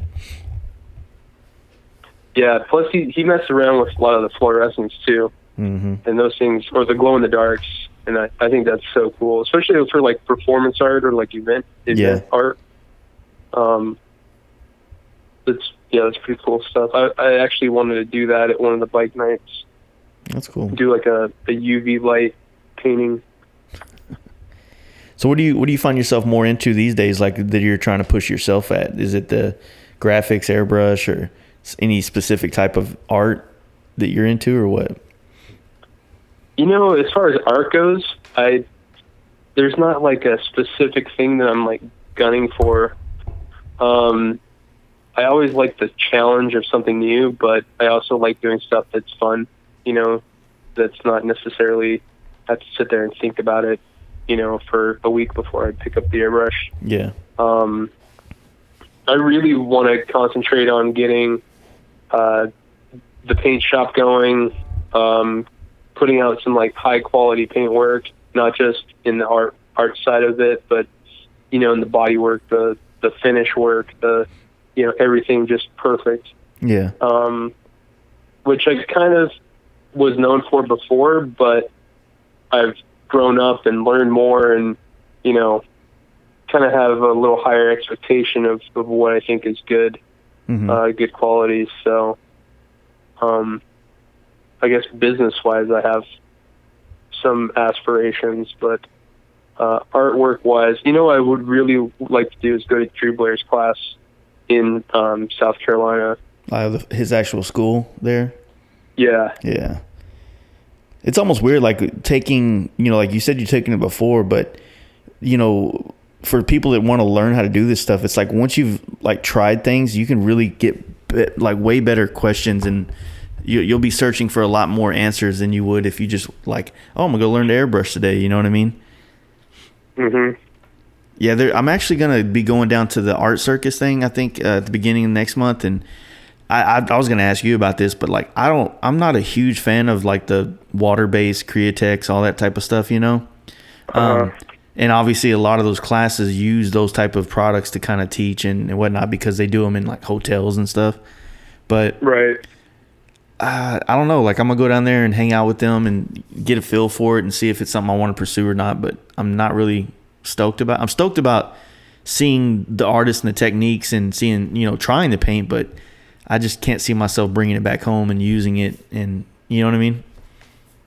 Yeah, at one of the SEMAs, like a couple years ago, they gave me like literally boxes of Createx. I came home and I looked at it, and I added up like all the paints and how much they would cost, and it was like over $2,000 worth of paint. And I swear to God, I think I used maybe 4 ounces of it.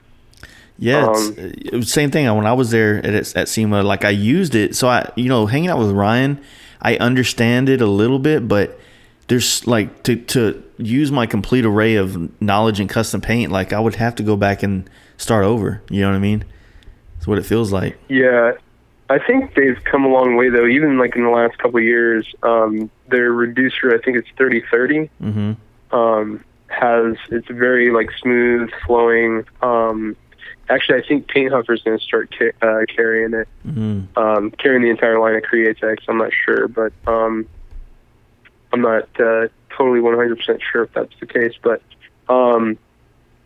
it'd be cool because then I would have a supplier right here that carries it. There are a couple other suppliers out there that carry it here in Phoenix, but usually I get most of my stuff from like Coast Airbrush. Yeah. But yeah, I mean, I've used it, and I think the more you use it, the more consecutive days that you use it, you actually become more familiar with it, and it becomes easier. I think it's more of like an apprehension thing.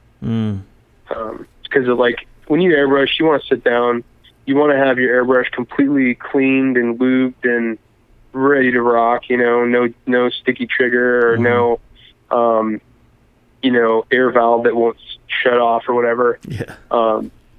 So, I think as an airbrush artist or like a professional painter, you want to have your tools ready to go. And when you load it up with some paint that you're unfamiliar with, in the first 10 minutes, you're sitting there just trying to dial in the reduction and make sure that, you're shooting a nice line and everything's not coming out like gummy, I think that could be kind of like a wall, like a mental wall. So once you get over that, I think it's all good. Yeah. Like I could see the use of it in certain, types of paint, like, doing monochromatic stuff or just doing, a portrait or whatever. But I just can't see the use of it is replacing urethane paint for the whole job. You know what I mean? Like, I have a close friend here that did his whole bike in silver Createx, flaked it out, clear coated it, and it's like, I don't know, man. Like, it scares me, like blending all those different types of water based and urethane and all that shit together.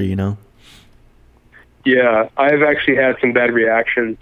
There was one time where I did do a base coat of urethane and then did the artwork all in Createx, and then I intercoated it again, and it wrinkled. Mm-hmm. Just the edges of the acrylic wrinkled, just from those two solvents. It wasn't the acrylic that was wrinkling. It was what was around it, basically, that was reacting with each other. But yeah, if you have just all urethane, it's way safer, in my opinion. But what do you think? There are some guys that swear by it. Yeah. I mean, that's how Ryan is. I mean, he's real honest with me, even off the air. He's like, when he first started using it, he's like, he didn't like it either. But I think you said, like, the mental wall, that once you get past that, it becomes a lot more fluid.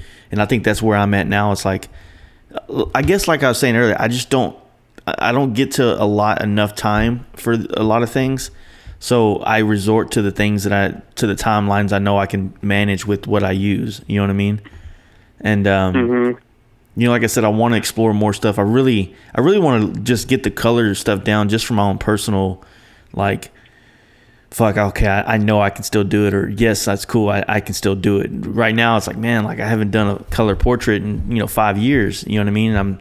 I'm nervous about it, or you know what I mean? I don't need to know because I can manage it this way, but I really like the feeling of adding more skills to the bucket and being able to produce a very, if you look at my timeline on Instagram, like, I want you to be able to see something and not feel like you pigeonhole me off the last 8 photos I've done, So. Yeah.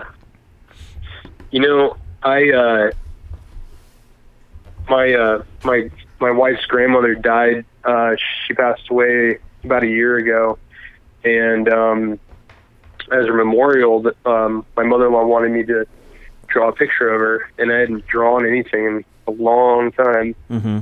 And I was kind of nervous, because it meant a lot to the family, and I didn't want to screw it up. And here I am, the poster boy artist of the family, and like, what if I mess up on this portrait and everybody's gonna think I'm like some joke.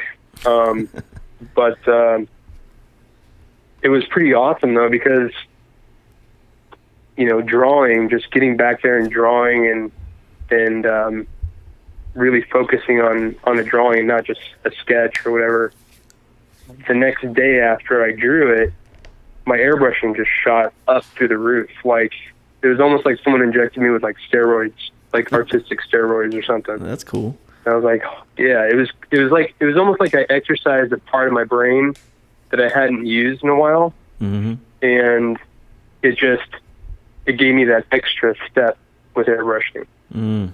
It was kind of crazy. It was kind of hard to explain, but I think if you do things like that, if you try new things, or you just go out of your comfort zone, at least by a little bit, it helps you in other parts of your your art or your job or your day.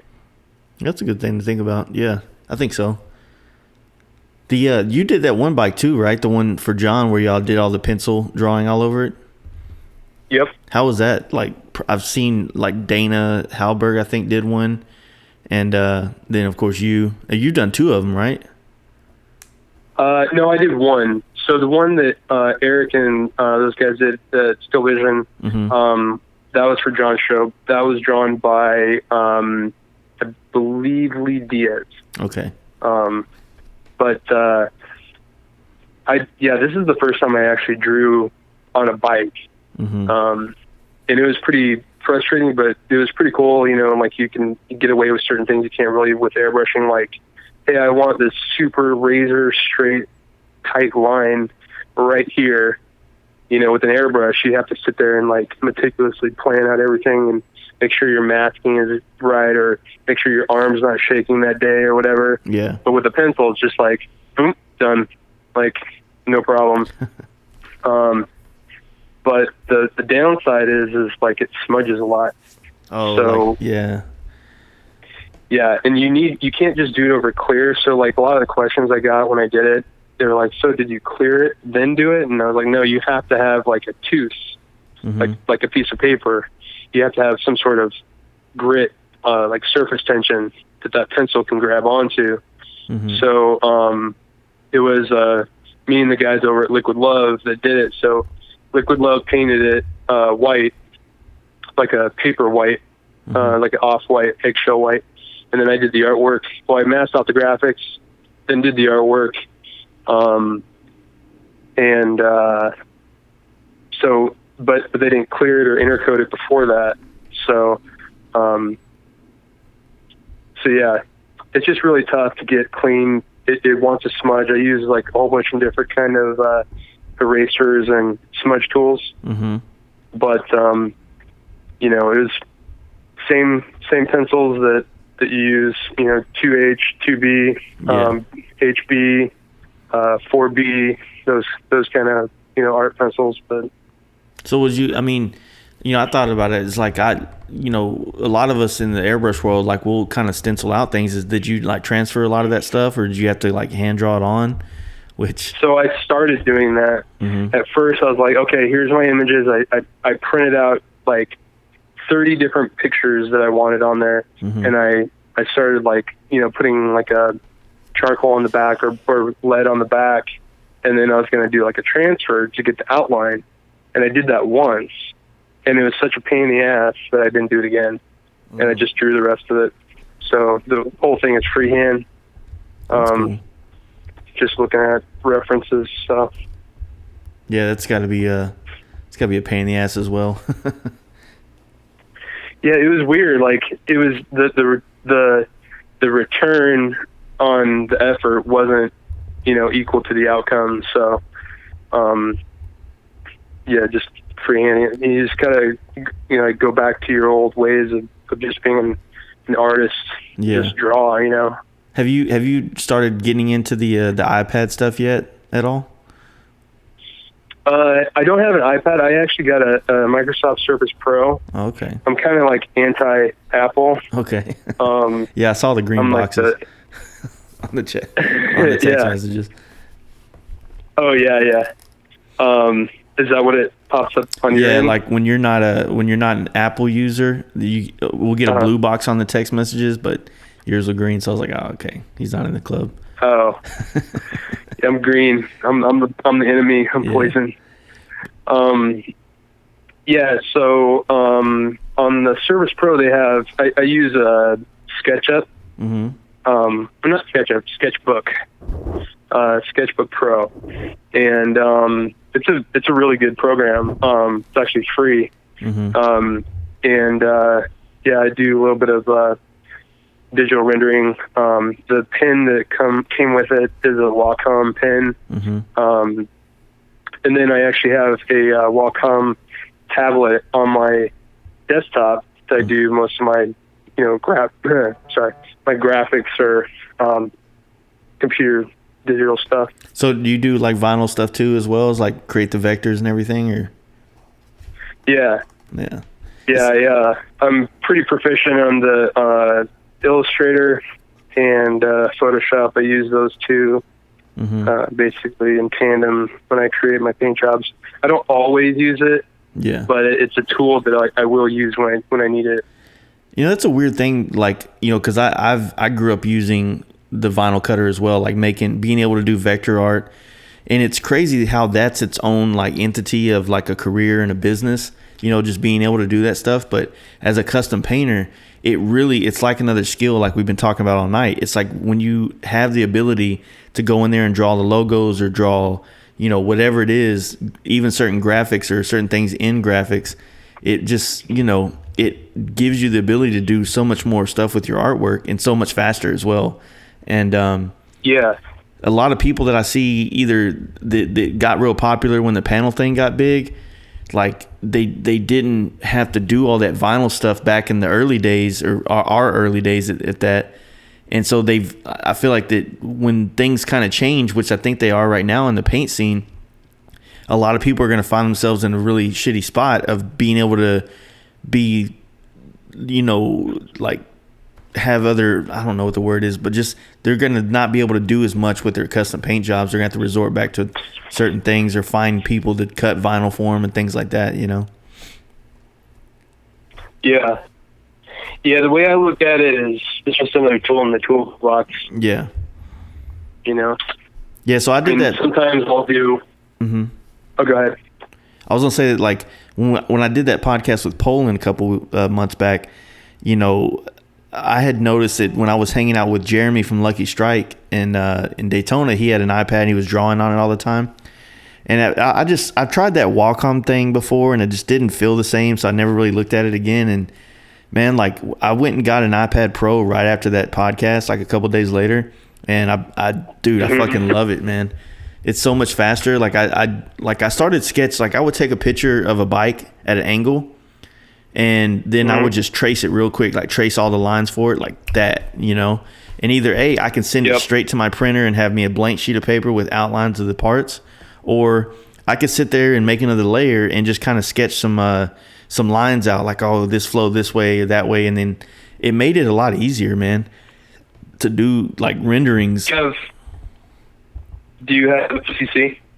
Yeah, I have the full package from Adobe, so the everything from the Premiere Pro video stuff to, you know, the only thing I didn't grow up doing vector art on Illustrator. I did it on FlexiSign, so I'm currently trying to learn the tools and commands on Illustrator. So, like, I have a computer that I bought in 2008, so it still has Windows like XP or some shit on there, and that's what I use to do my vinyl stuff. So, and it has Photoshop and everything. So I usually will draw stuff on the iPad or the other computer, transfer it to that computer, and then, you know, make the file work in the FlexiSign and then cut it. You know what I mean? Yeah. The Illustrator, the CC, I don't know. I don't know what the newest version is capable of, but the version that I last tried to use it is I think it was like 2 years ago or whatever. But the plugin wouldn't work for my plotter, so I actually have an old Adobe Illustrator that I will just save and then reopen in the old one and then cut it from there. Oh, okay. And that one has the plugin. Yeah, because the new one's a little complicated when it comes to plotters, I think. Yeah, like I said, it's kind of like going back to everything else. It's like that system I have works, even though it's very complicated. You know, it works, and I know how long it's going to take, and I can get it out. But I do, man. I've had my plotter for last year was 10 years that I bought it, and I just feel like any day now it's going to be time to get a new one. And that's like a $2,000 investment. You know what I mean? Did you get a Roland, or are you running something else? I have a Graph Tech. Okay, I think I have. What is it called? I think it's like, I don't know. I forgot what it was called, but I think Graph Tech's like a similar. I think it's like a sister company to Roland. Yeah. But I mean, mine's always been great. The Roland, you know, the GX24 or some shit was the real famous one that came out for us custom painters, and yeah, it's cool to have it, man. Like the vinyl stuff's really great. Sometimes I look at them like, man, why don't I do more with it? Like, you know, make stickers or create more, you know, in-depth logos and stuff to do on bikes or helmets or whatnot. But dude, the other thing about me is, like, when I sit behind a computer for a long time and I get my hands start to cramp up and things like that. I don't know if that happens to you at all, but for me it sucks. Yeah. Honestly, like, I think the reason why I'm a versatile artist is because I can't stand doing the same thing over and over. And like that goes with like my masking equipment. You know, like I'll cut out something out of paper one day, the next day I'll do only fine line, the next day I'll you know, cut it out of paper or whatever, and the next day I'll do it out of vinyl. So I don't feel like doing the same thing over and over and over like makes you grow, and it kind of is a little boring.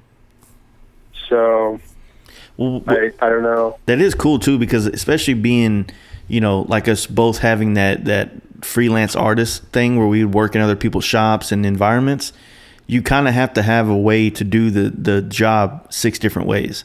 You know what I mean? Whether it's creating templates with, you know, paper and using a pounce wheel, or just cutting shapes out of paper and transferring it, or you know, whatever it is. Like, there's so many ways to kill that, you know, to do it, you know, than just that pounce wheel thing is, like, I think in my mind, like the most old school way. Yeah. Lay out graphics. I used to do it. I don't do it anymore. Really effective. It is. It really is. But yeah, I don't really. So yeah, you used to do that? I used to do the pounce wheel a lot because it was, when I would fly over the country to do bikes, it was like one of the easier tools to take, on the trip, just a little pounce wheel. And all right, so now I can transfer everything over from left to right, especially when you're doing cars and stuff or big baggers. But then, then it just like kind of like you. It's like you're constantly looking for another way to do it, so you find other methods, and then sometimes those other methods, for me at least, they work better. So I keep a big pad of tracing paper, and I just cut, and I'll just find registration marks on one side or the other, and like transfer things over that way, and it works out pretty well. And with the tracing paper, I can see through it, so I can see and trace the complete tape line. And then, usually I'm doing artwork over a cleared surface, so you can transfer that pencil down, like when the old school way you learn how to trace shit back in school, where you draw it and then you flip it over and then you trace it again and it leaves an imprint. It's pretty much how I do a lot of stuff. And then, like I said, I do have the vinyl cutter. I used to do the Mike Learn thing where I would like sit there and draw something like a Marilyn Monroe face on the computer and plot it out, and then I could literally just pull out each little detail, and I used to do that all the time for a lot of shit. And then you just get to a point where it's like, man, it is faster once you've done it, but I don't want to spend 4 hours on the computer creating a vector image, of this face that I might only use once. Right. Yeah. But back in the day, we used to use, I feel like we used to do, when you're doing these full muraled out bikes where you have all this airbrush work on top, it's like you needed a bunch of filler bullshit. So sometimes that generic Marilyn Monroe face could fit in with the tattoo theme or the fucking, the brass knuckles theme or whatever the fuck's going on, Yeah.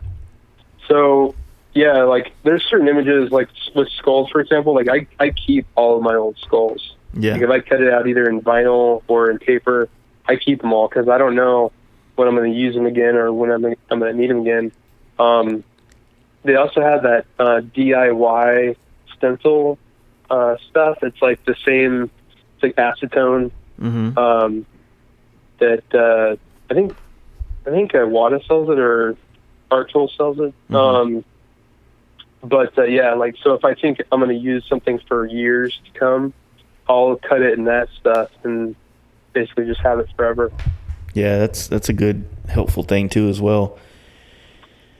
But yeah, I don't know, man. There's so many things. Like I said, I hit you up the other day about that splatter look, and I was like, once you told me there was a Gerald Mendez stencil, I was like, fuck yeah, I remember seeing that thing because I have a couple of his as well that I use.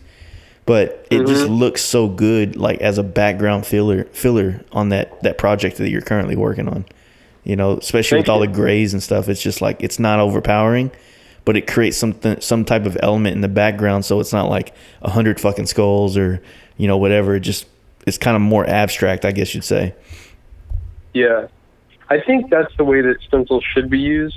You don't want to just stick a stencil on and then hose it down with the color paint, because that's that's military, how they mark their military vehicles or whatever. They just spray paint it or whatever.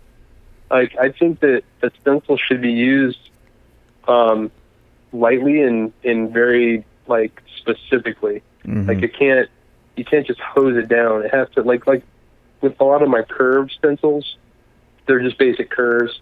But when I do a fire job, I'll only use an inch or two of that curve. I won't use the whole whole stencil, and it pulls off a way more believable job. It doesn't look like a stencil because you didn't use it like a stencil. You use it as a what do they call it, a paint shield. Yeah. So, and pretty much like a guide too. Yeah. Yeah, I agree. That's kind of the same thing when I would do fire and things like that as well. It's just you're just trying to create shapes and then come back with a little bit of freehand to kind of bury those shapes, and so that doesn't look like I did it with a stencil. And I think that looks a lot cooler. Sometimes some people pull off a stencil look and you could tell they use nothing but a stencil, but that style just fits them, you know, or it looks cool or whatever when it comes to like doing fire or whatever you want to call it sometimes. But there's so many different stylized versions of it that I can't say that one's better than another. It's like they all have a cool look to them, you know? Yeah, for sure. I mean, yeah, it depends on a lot. That's the thing about custom paint is like every job is different. You know, nothing's going to be the same. That's kind of the reason why I do it is because it's not boring. But it's also, you know, kind of a bad thing because then you can't just say, okay, today I'm going to make $500, tomorrow I'm going to make $500, and the next day I'm going to make $500. You know, so it's a little up and down. Yeah. But yeah, I mean, I enjoy what I do. So. Yeah, I mean, I just finally, you know, went with my tax lady and started getting all my tax stuff in order. And I was kind of telling her, I was like, man, I have the control or the ability to kind of regulate how much money I want to make. Not like, okay, I want to make $1,000 tomorrow, but if I wanted to, I could go and I could lower my prices just a hair and then flood myself with helmets really quick. You know what I mean? Like for sure, if I wanted to make 10 grand next month, I could get 10 helmets in for $1,000 a piece and be, you know, done. I don't think I could do 10 helmets in 1 month, but you know, like it's kind of cool to have that ability. But the other thing that I've been kind of dealing with recently is wanting to, you know, I kind of mentioned earlier, start accepting more of these jobs that I've been turning down. But I'm scared of the quality of having to push out more work, that I won't be able to put the same type of effort and time into each job like I have been, you know?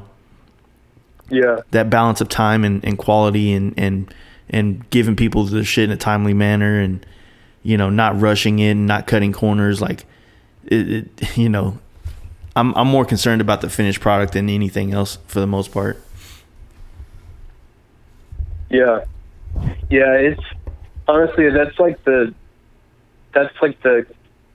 coming of age in your business is when you start kind of, you know, figuring out the mathematical side of everything and looking at the back end of, you know, how you're going to make money and when you're going to make money, or how, you know, paying taxes and, you know, all that stuff. Like when you come to that point, it's kind of like, okay, now this is a real business. It's not just me making money doing what I like doing, you know?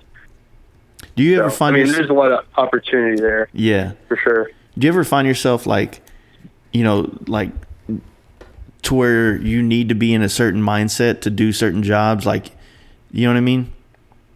Like a comfortability situation, like say you have a job you got to do, but you're just not mentally ready to take it on yet, you know? Yeah, for sure. Yeah, that's something.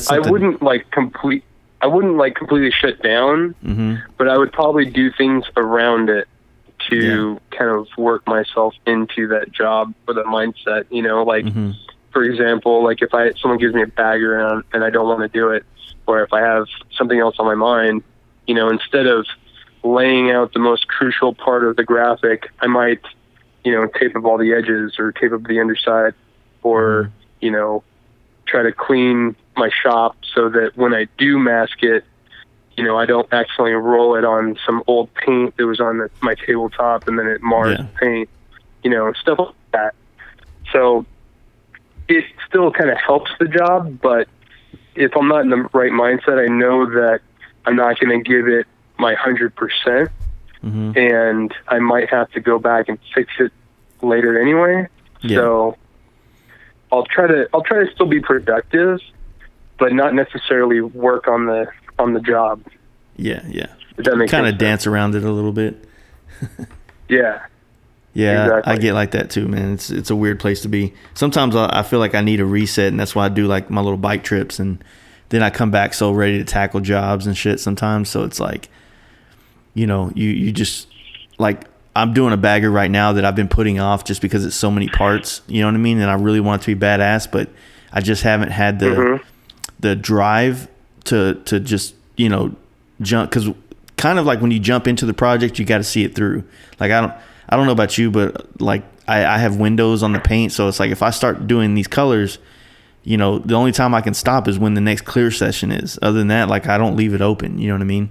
So Yeah. it's, you know, I just need to get it done, and it's a full bagger, tour pack, lowers, it's just so much shit. It's all flaked out candies, and so you know how clean everything has to be, and it's one of those jobs that, like, I don't think I'll take too much more of those on, you know, but for the sake of, like, you know, just having it in my portfolio, I'm kind of doing it. You know what I mean? So those are kind of the jobs that, like, I think are perfect for having a shop, because, you know, you can get a prepper involved. If you have a trusted painter, you can get them to do all your base coat, all your clear coating, maybe your flaking.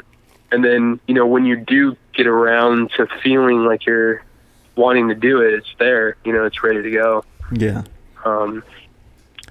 My brother helps me out with a lot of that stuff. Like, he buffs and preps everything for me. And then, sometimes I'll let him, like, base coat and flake things out and do the mid clears. But, you know, sometimes, you know, he's kind of up or down whether or not he's into music or painting. And so if I catch him when he's into painting, he does a good job. If he's into music, then he's, like, you know, just fucking everything up. So. Yeah. That's cool that you have a guy that you trust that's that immediate, you know. I don't know if I trust him. I just think it's like, it's just like, it's there. You know what I mean? Right. Like, he's always there. So I'm like, I guess I'll try. Like, I blindly trust him all the time. Let's put it like that. Yeah. Well, I know for one thing, like, in my experience, business, if you're going to have any business, you have to have consistency. Yeah. And that goes with your employees for sure. Yeah, I've been, somebody actually from Phoenix reached out to me about, you know, wanting to apprentice, or it was a weird question. Like, they were like, hey man, how do I get into custom painting? And I thought that was such a broad question, you know? Yeah. And apparently, I guess he's about to start working or apprenticing at Voodoo Cycles or whatever. Oh, yeah. I talked to the same guy. Okay. Because I want to say I mentioned you to him too, because, like, I knew you were in Phoenix, and I don't. Did you mention him? Did you mention him to me? Because he called me. Yeah. Oh, okay. Yeah, because I was like, you know, he hit me up. He said he followed me on social media and liked the work we did, and I was like, man, like, I don't really know how to tell you to do this, you know, but he said he was gonna, you know, or he told me he was going to Voodoo, and I was like, well, hit up Matt, because he actually does a lot of the work for Voodoo or did or whatever. And I was like, he's an actual custom painter. Like, I don't know who paints bikes for Voodoo, but, you know, he was like from the rap world, I guess, or something, like rapping cars and shit. Yep. So, yeah, I'm like, dude, just keep rapping cars, man. Yeah, it's probably better money. You might make some more money than doing that. But, yeah, I told him, you know, it's just like, because I think he had some tattoo experience, and I was like, it's same thing as the tattoo shop, you know. You're going to be sweeping floors, cleaning toilets, you know. Yeah. You're going to be doing the grunt work. I told him the same thing. Yeah, I mean, you're starting from the ground up, dude. Dude, there's an art to sweeping that people don't think about. You know what I mean? Like, there's nothing more annoying than someone half-ass sweeping a floor. You know what I mean? Oh, yeah. Or mopping. Yeah. Mopping, too, you know? Yeah, for sure. But, yeah, that's the thing. It's like, you know, people have to know how to do all that stuff that keeps the shop in working order, so that, you know, those are not the glory things that people see on social media, so they don't think to know how to do them or think they're important. But, man, they make every difference in the world. A clean shop makes clean finished products. You know what I mean? And yeah, I can't stand dirty floors, man. Like, that's my biggest pet peeve. Yeah, dirty floors. And then another thing is dirty, like rafters or like light fixtures that hang over. Yeah. Like, I go in a lot of shops, and the ceiling is just like full of cobwebs, and the top of the booth has like an inch of dust thick. I'm like, dude, no wonder you guys have dirt in your. Well, I think everybody was guilty at one point, but I mean, it's kind of like, if you have dust above you, it's gonna fall on your paint. Like, your booth is gonna keep out most of that, but you know, you got to keep a good, clean paint shop. You know, I've definitely been guilty of that myself. Yeah, I need to buy a ladder. Yeah. I have a really tall ceiling, and I just don't have, and I don't really have a really big shop. It's only like 1,500 square foot, and a booth takes up 80% of that. So it's like, it's not very big, and also the way my shop door, like I have like a shop where the door to enter and the bay door is right next to each other, so you don't like walk into any offices or anything like that. So it's and then for some reason, like, it's facing south, and every time I open the door, I'm just getting bombarded with like leaves and shit like that coming in the door.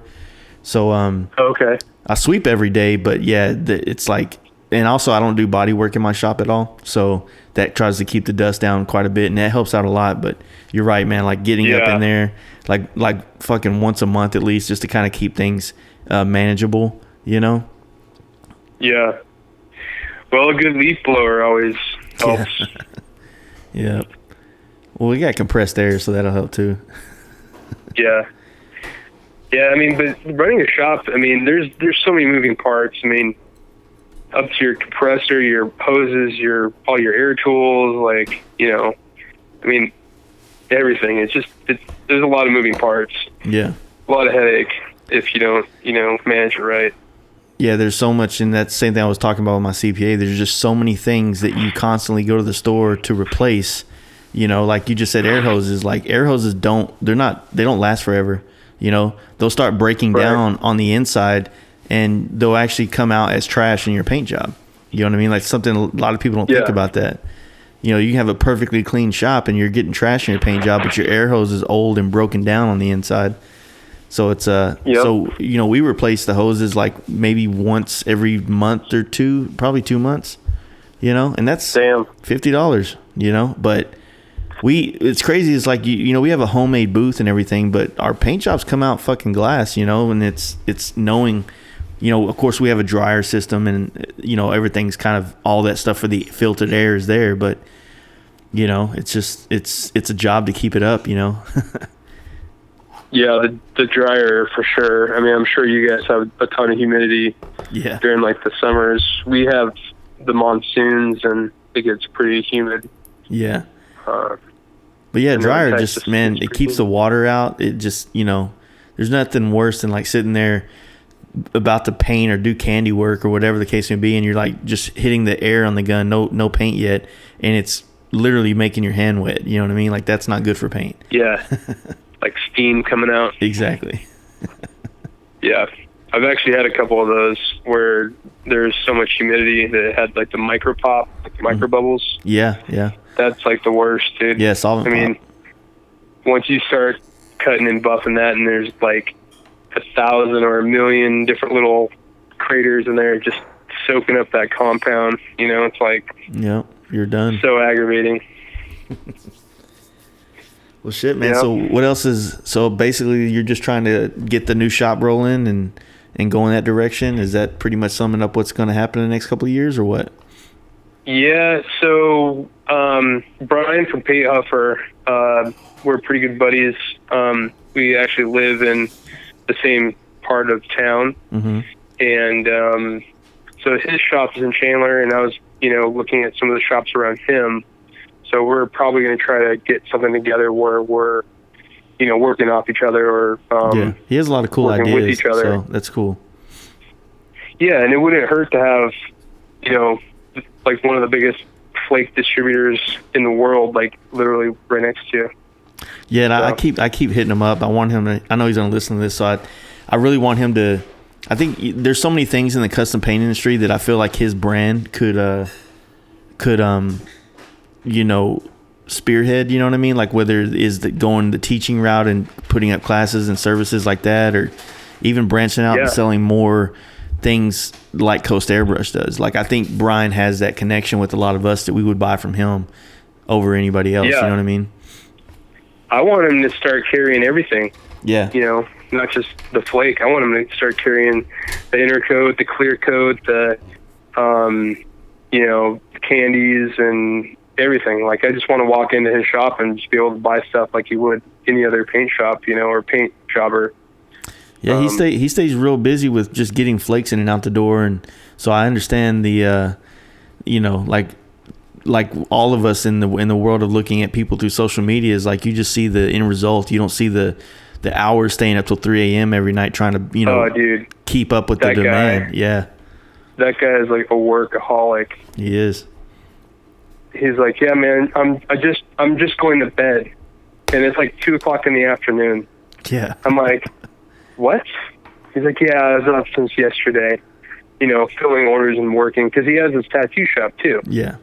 So he's got 2 businesses that he basically does full time at both businesses. Yeah. Like, how do you have the energy to do all that? Yeah, and every time, like last time I was in Phoenix and I showed up, man, I'm beat down. I just rode across country, and then he's just, that's his normal hours. He's there all night, man. He's at the shop till 3 or 4 in the morning every day, filling orders. Yeah. He says they do a drop off every night at 12 o'clock for UPS or FedEx or something like that. So pretty wild. Damn, I wouldn't doubt it. Every time I walk in there, it's just like order. Like just their whole assembly line is just like full of orders, and they're going to like Russia, Australia, England. Like they're just shipping all over the place. Mm-hmm. I'm like, dude, this is crazy. This is pure craziness. That's awesome. He's like, I know. And he's like super chill, super laid back, coolest dude on the planet. Yep. Like, dude, I'd be stressed out as shit if I were you.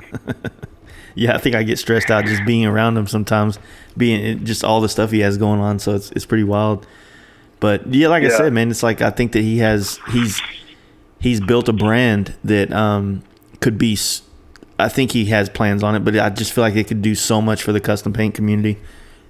Not just what he already does with like sponsors and stuff like that for a lot of us guys, but just like putting a real face to all these big names that we don't know who are behind. Like I've known some of the people that works at like House of Color and things like that, but it's corporate, so those guys like they'll go from this company to that company. So there's like they're there to make money, and it's like it's just their job. But like Paint Huffer feels like it's a passion.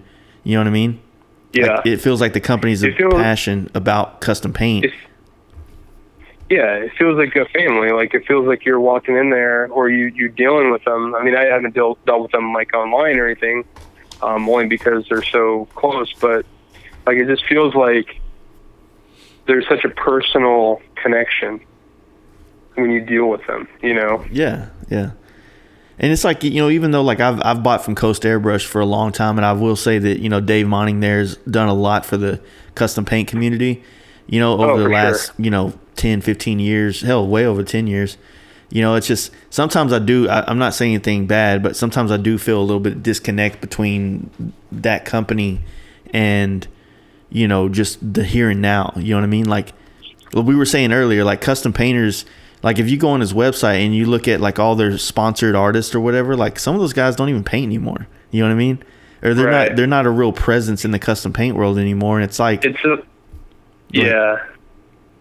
can be a little dated. Yeah. And so it's like, and I don't know if maybe from a business standpoint, like he had a push for the little Airbrush TV thing going on for a while, and they were doing all these videos, especially when like Airbrush Action kind of took a dump. And so there's kind of a void in like the creative, like the teaching market and the and what do you call the video instructional video stuff, which I know is widely popular, but it's like if it they got to get with people that are keeping up with the times of the custom paint. Like, dude, if Austin Poland had a how to paint a helmet thing, dude, I'd buy it. You know what I mean? It's like 100%. Or go ahead. The thing is, people don't buy DVDs anymore. Well, just an online like license purchase or whatever. Like just like you buy a thing on Amazon or some shit. Yeah, the whole like the subscription, like tutorial subscription, kind of like what Drew Blair has. Yeah. Not necessarily subscription, but like tutorial, whatever that's definitely a big thing right now. I think that it's just going to get further and further away from actually spending money to get instruction. point with Instagram and YouTube. I mean, information's so immediate now that almost nobody wants to pay for it unless it's really, really good content. Well, so, like the old airbrush action videos and stuff that I've got a ton of them from just growing up, right? Gary Worthington a long time ago did a leaf video, right? And that was like really the only video that was pretty in-depth instruction about doing silver leaf and gold leaf, right? And for some reason, everybody I know that ever got that video could not get their shit to look like that, And there was just like subtleties that weren't discussed in there, you know what I mean? That really make the final product of that leaf stuff looking the way he looked and what everybody was getting, you know what I mean? So I felt like there was like this, a little bit of disconnect between like talking the real shit about what it is that gets you this stuff and talking about the problems that people are going to really, especially with something like leaf, the kind of things that they're going to like run into, like that was things that weren't really discussed much, And well, I think that's probably like lack of feedback. Yeah. Because like we live in the era of like everything has a rating and everybody has like a number that, like, oh, this worked for me 3.5 out of 5 times, It's so quantified now that people spend a lot more time on getting back to people and making sure that they understand the product and the overall quality is there. Yeah. Well, I also love the fact that like artists are so open with each other now. 'Cause like, I can't tell you I've really struggled with gold leaf. I can do silver really good, but gold, I just am not good at it. Right. And, so I was kind of forcing myself to like push through just this lack of being able to do it when the last couple of jobs I did. And I was fortunate, man, to have guys like, like I said, Valley Customs, he was walking me through some of the gold stuff, ways he does it. 'Cause, you have the imitation leaf gold and you got real gold leaf and, you can get the same look with both of them, but they're different methods to do it. And so, I value the fact that I could hit him up and get that kind of thing, but I know not every Joe Blow is going to get that kind of, attention from a big shop like his, you know what I mean? So I feel like there's value in a lot of this stuff. The things that I learned from Ryan Townsend, was valuable to me. And it's like, I got all those old Corey St. Clair videos and stuff. And I just don't feel like I got I don't know what I'm saying. The info. Yeah, I didn't get the info like I did from the video, like I did from, talking with them or whatever. And it might just be I'm a hands-on learner and not a visual learner or whatever you want to call it. But like I said, there's I think there's a place for it. And I think custom paint is becoming more, I think with the panel thing blowing up over the last 10 years, really brought a lot of people into the custom paint world, because it's kind of easy, you know what I mean? So it's like obtainable to a lot of people, and like it maybe gave people like the bug to get into it. It's something everybody can learn, but only few can master. Yeah. 'Cause like dudes like Kyle and, Kenny and Chrome, like they have gone so far into the expert level. It's just like, okay, not everybody can do this to that level, but on the flip side, everybody can learn it. I mean, it's not technically that hard. Yeah, I wouldn't call it a talent. I would call it a skill, an obtainable skill that you can kind of, master with muscle memory and just time doing it. Yeah, it's all about time. I mean, really, anything is all about time. Like, that's why I always talk about, like, trigger time. If you can get trigger time, even if it's like a big gun, you're developing that muscle memory. You're developing that, what if I do this? This is going to happen, or this is going to go wrong, or this worked for me last time. Yeah. Like that whole problem-solving history. Mm-hmm. It's all about time. It is. Well, shit, man. I tried teaching that to my kids, so. Yeah, that's not a bad. I mean, it is. It's like, my good friend that came on the podcast last year, Marcus, said it's like you got to put your 9 years in just about anything you want to be, good at.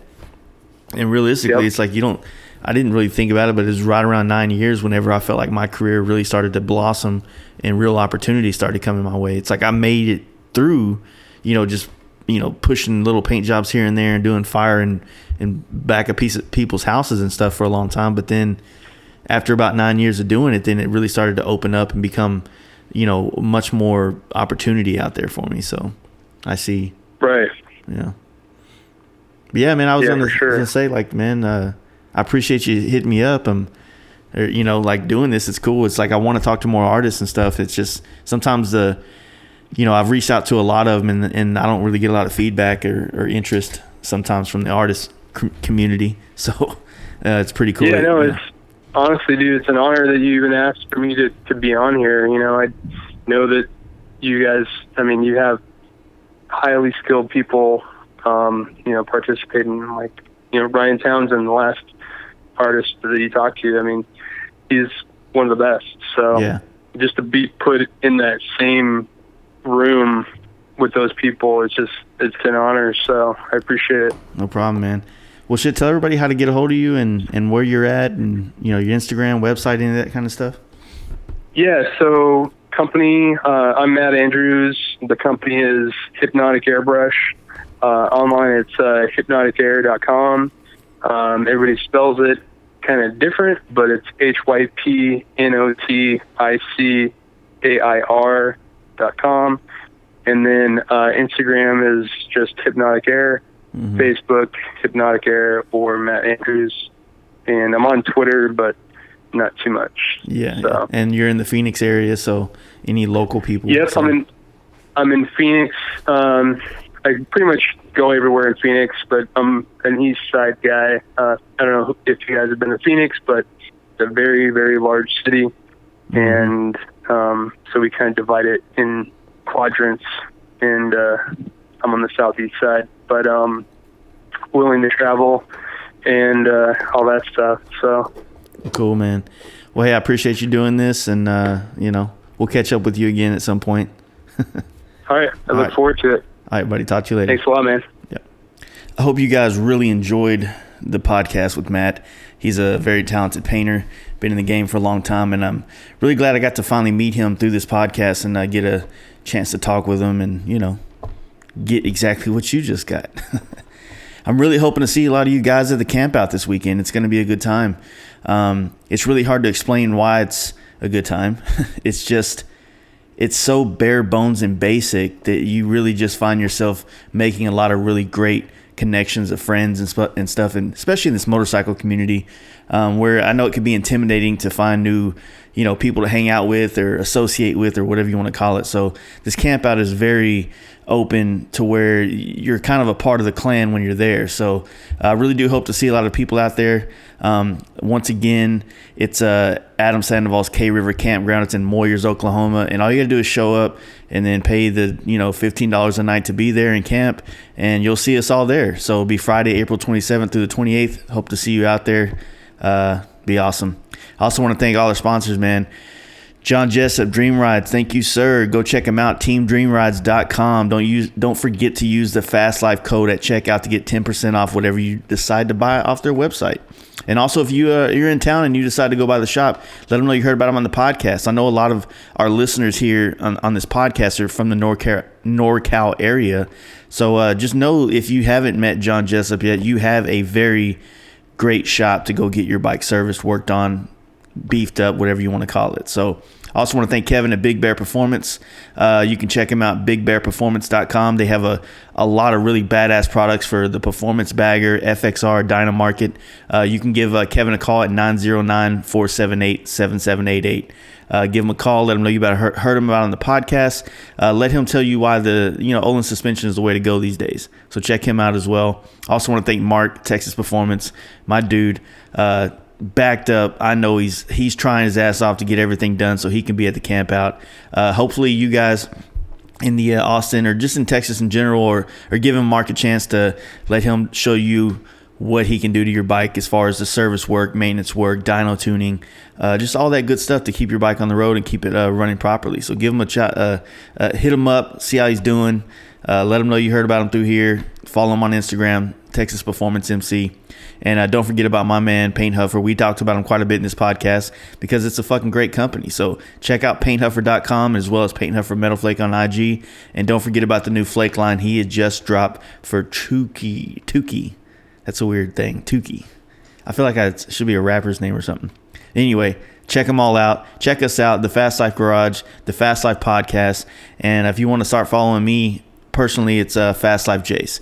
I appreciate this. I appreciate you guys checking out the podcast, and I'm really looking forward to the rest of this year and years to come of all this podcasting madness. So you guys have a good weekend, and hopefully I'll be bringing you one more before the end of the month. So we'll see how this goes.